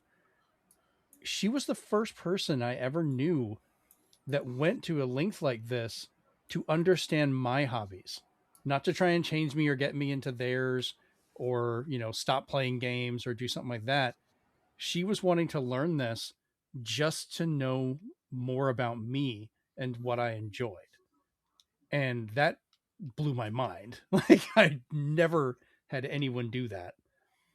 And so I was smitten. Like I ended up asking her to marry me a little bit after that. We have been together for 25 plus years now. Definitely continuing on that, which is great. So she always kind of gets a laugh when she sees the green N64, and if I'm ever playing Donkey Kong 64, which is the collectathon at end all collectathon. Yeah. And I think she included genre because she also bought me on the N64 around that time Resident Evil 2, because she knew it was a game I wanted to play. I didn't really have a PlayStation at the time, so she knew about that and bought it for me. And that ended up becoming my favorite way, even to this day, to play Resident Evil 2. Like, I love remake and so forth, but I still have my original boxed copy with everything of that game. And I broke it out the other day and was playing it on the analog, running around. And the funny thing is, on the back of the cartridge, I forgot I wrote with Sharpie, like a red Sharpie, the cheat codes on the back of the cartridge so I could flip it over, remember what they were, and then play it. Because at the time, I didn't really have a place like that was my own to live. I think I was crashing on my dad's couch at the time because my roommate prior to that was a whole mess with that. So I was kind of in between places. So if I went over to her place and I'd have to hook up my console and I'd be playing something. So I'd just look at the back of the code and put it back in there. So yeah, I think that's why she was wanting to ask that. But that's, for those, we had the stuff with the Wii U, which I talked about earlier, why that would be kind of a lasting emotional impact. But I think the biggest one is the very marriage that's led to all the other stuff, tied in because of a green Nintendo 64. So when you're expecting your first kid, did she say we're going to need more controllers? No, that would have been great though. Oh man. All right, so we'll go ahead and wrap that part up. So yeah, we're no speed run, no other big question. I think we have done enough questions today, since this is going to be, I think, one of the longest episodes we have recorded as a group, hitting right about 3 hours. Didn't feel like it. No, it didn't. And I had a lot of fun with this. I think, I agree that I'm grateful you guys pushed for the fact of no news or anything for this episode, just us talking and answering questions and just goofing off for however long it took. This was a good celebration of 200 episodes. And just to kind of give a background on this, if you've ever wondered about it, the Zenspath podcast originally started because of my wife, because my nickname is Zen. It's been that way since high school, because I listened to the song from Bush, Everything Zen, so much. People joked I should just call everything that. They started calling me Zen, and it just kind of stuck from that. But Amanda, I still have the piece of paper she wrote. She drew a little thing trying to come up with ideas when I was wanting to make a website or a blog back in the day. Zen's Path to Gaming Enlightenment is what she called it. And that ended up kind of being shortened to Zen's Path, which became one word. And that's tied to a lot of the stuff I do now, which then led to the first version of the podcast that I did, which I would have some local friends come over. We would sit actually in this room that I'm in now, but it was still a garage at the time. And I had a little table set up right over there that we would stand at and talk for the little bit of time. But I didn't have a way to do internet streaming with it. So I recorded it, edited it as best I could, and then burned a whole stack of CDs to hand out to people. And I think I still have a couple of them left somewhere. And of course, I've taken the episode and uploaded it on here, which got me a copyright strike apparently on Spotify. they came back because I was using, at the time I wasn't sure on the rights, and we originally used Anamanaguchi music for the podcast. Oops. It was on a CD. Who gave a damn? Spotify did. Well, yeah, once I reloaded it. I did that off and on for a couple of years. It was terrible to go back and listen to. I was so new at this. And from there, I tried it with different friends. We had the second revival of the show with a different cast, which we did for a little bit. That ended rough. that was on our old Discord. Had some issues in regards to those, the people that were friends at the time. Some of it became kind of abusive and went from there. And I about gave up on the show. And I had talks with Steven and Chris and kind of worked on doing some stuff previously. And when I was thinking about ending the show, because I couldn't find other people to do it with, you guys popped up again, like, hey, we're still interested. And, we kind of worked with that. Rachel was helping me for a little while with that because, she's doing her other stuff, but she was with the show for a bit. Caleb was. And I'm grateful that we've got to kind of build it up from this point, because once, Steve and Chris, we were doing it for a bit. They introduced me to Chase. We brought you on board, which I remember the discussions of getting, for your birthday one time, getting you recording stuff to get you on the show, which I think they talked about being like, we'll do it as a gift. We'll have him on here for one episode. And like, you're here. You are just part of this show now. And it's great. So I like the fact that this is, we don't have a lot of listeners, and that's fine. I've been doing this for well over a decade at this point, with doing the show in one form or another. But I enjoy doing it. It's something I enjoy every week. I look forward to it, and I hope to continue doing this a lot further, so we can continue on kind of doing as we want. We'll probably work on trying to update the format a little bit, just so we can kind of flesh out what we're doing. I do like the discussions and stuff. I think some news is still important for certain things, but I agree. We should do more discussions on stuff as well to change that. We've talked about other things we want to try and do, like with streams, or, I still want to do more extra quarters, because I do think those are fun to do for particular topics, and I still like the idea behind it. And I think we've got a good list of topics to do. We're trying to work on maybe getting some more guests on occasion, just to kind of broaden the people we work with and who is on the show and who we talk to. We've done other shows as well, because we've done a lot of the stuff. Like, heck, Steven, you were on some with Shell Shock here recently. I've been on a few of those. We've had some people that were over, with the RPG podcast, those guys. So yeah, we can, or Super RPG Friends, sorry. Hopefully we can kind of work on that and kind of grow there from a little bit, but we'll see how it goes. But I mean, 200 episodes, that's a lot. That is a lot. And I am grateful to be able to do that with you guys this, for so much of this, because I have done this show in this format with the three of you longer than I have done it for the entire rest of the time I've done the show. Maybe not in number of years, but definitely number of episodes. Achievement unlocked. Right.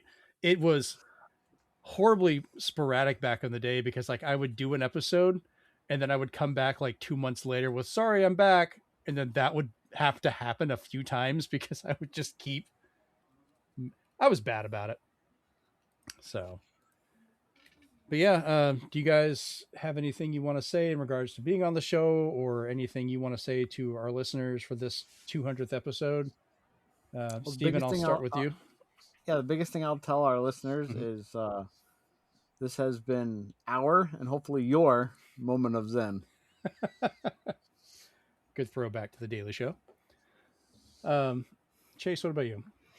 I think the biggest thing for me is just it's been an honor to get invited on, and obviously, like, I was planning just to do this as like a birthday gift, as kind of like a one-off thing, and then Jeremy was kind of like, "Oh yeah, you fit really well. Like, you just want to come back?" And I was just like, "Okay, yeah." It was just like, and then it's just kind of worked out perfectly. Yeah, and it's actually like I've really enjoyed this. I've always kind of been interested in being on like a podcast and being able to talk about and bounce around ideas and discuss things.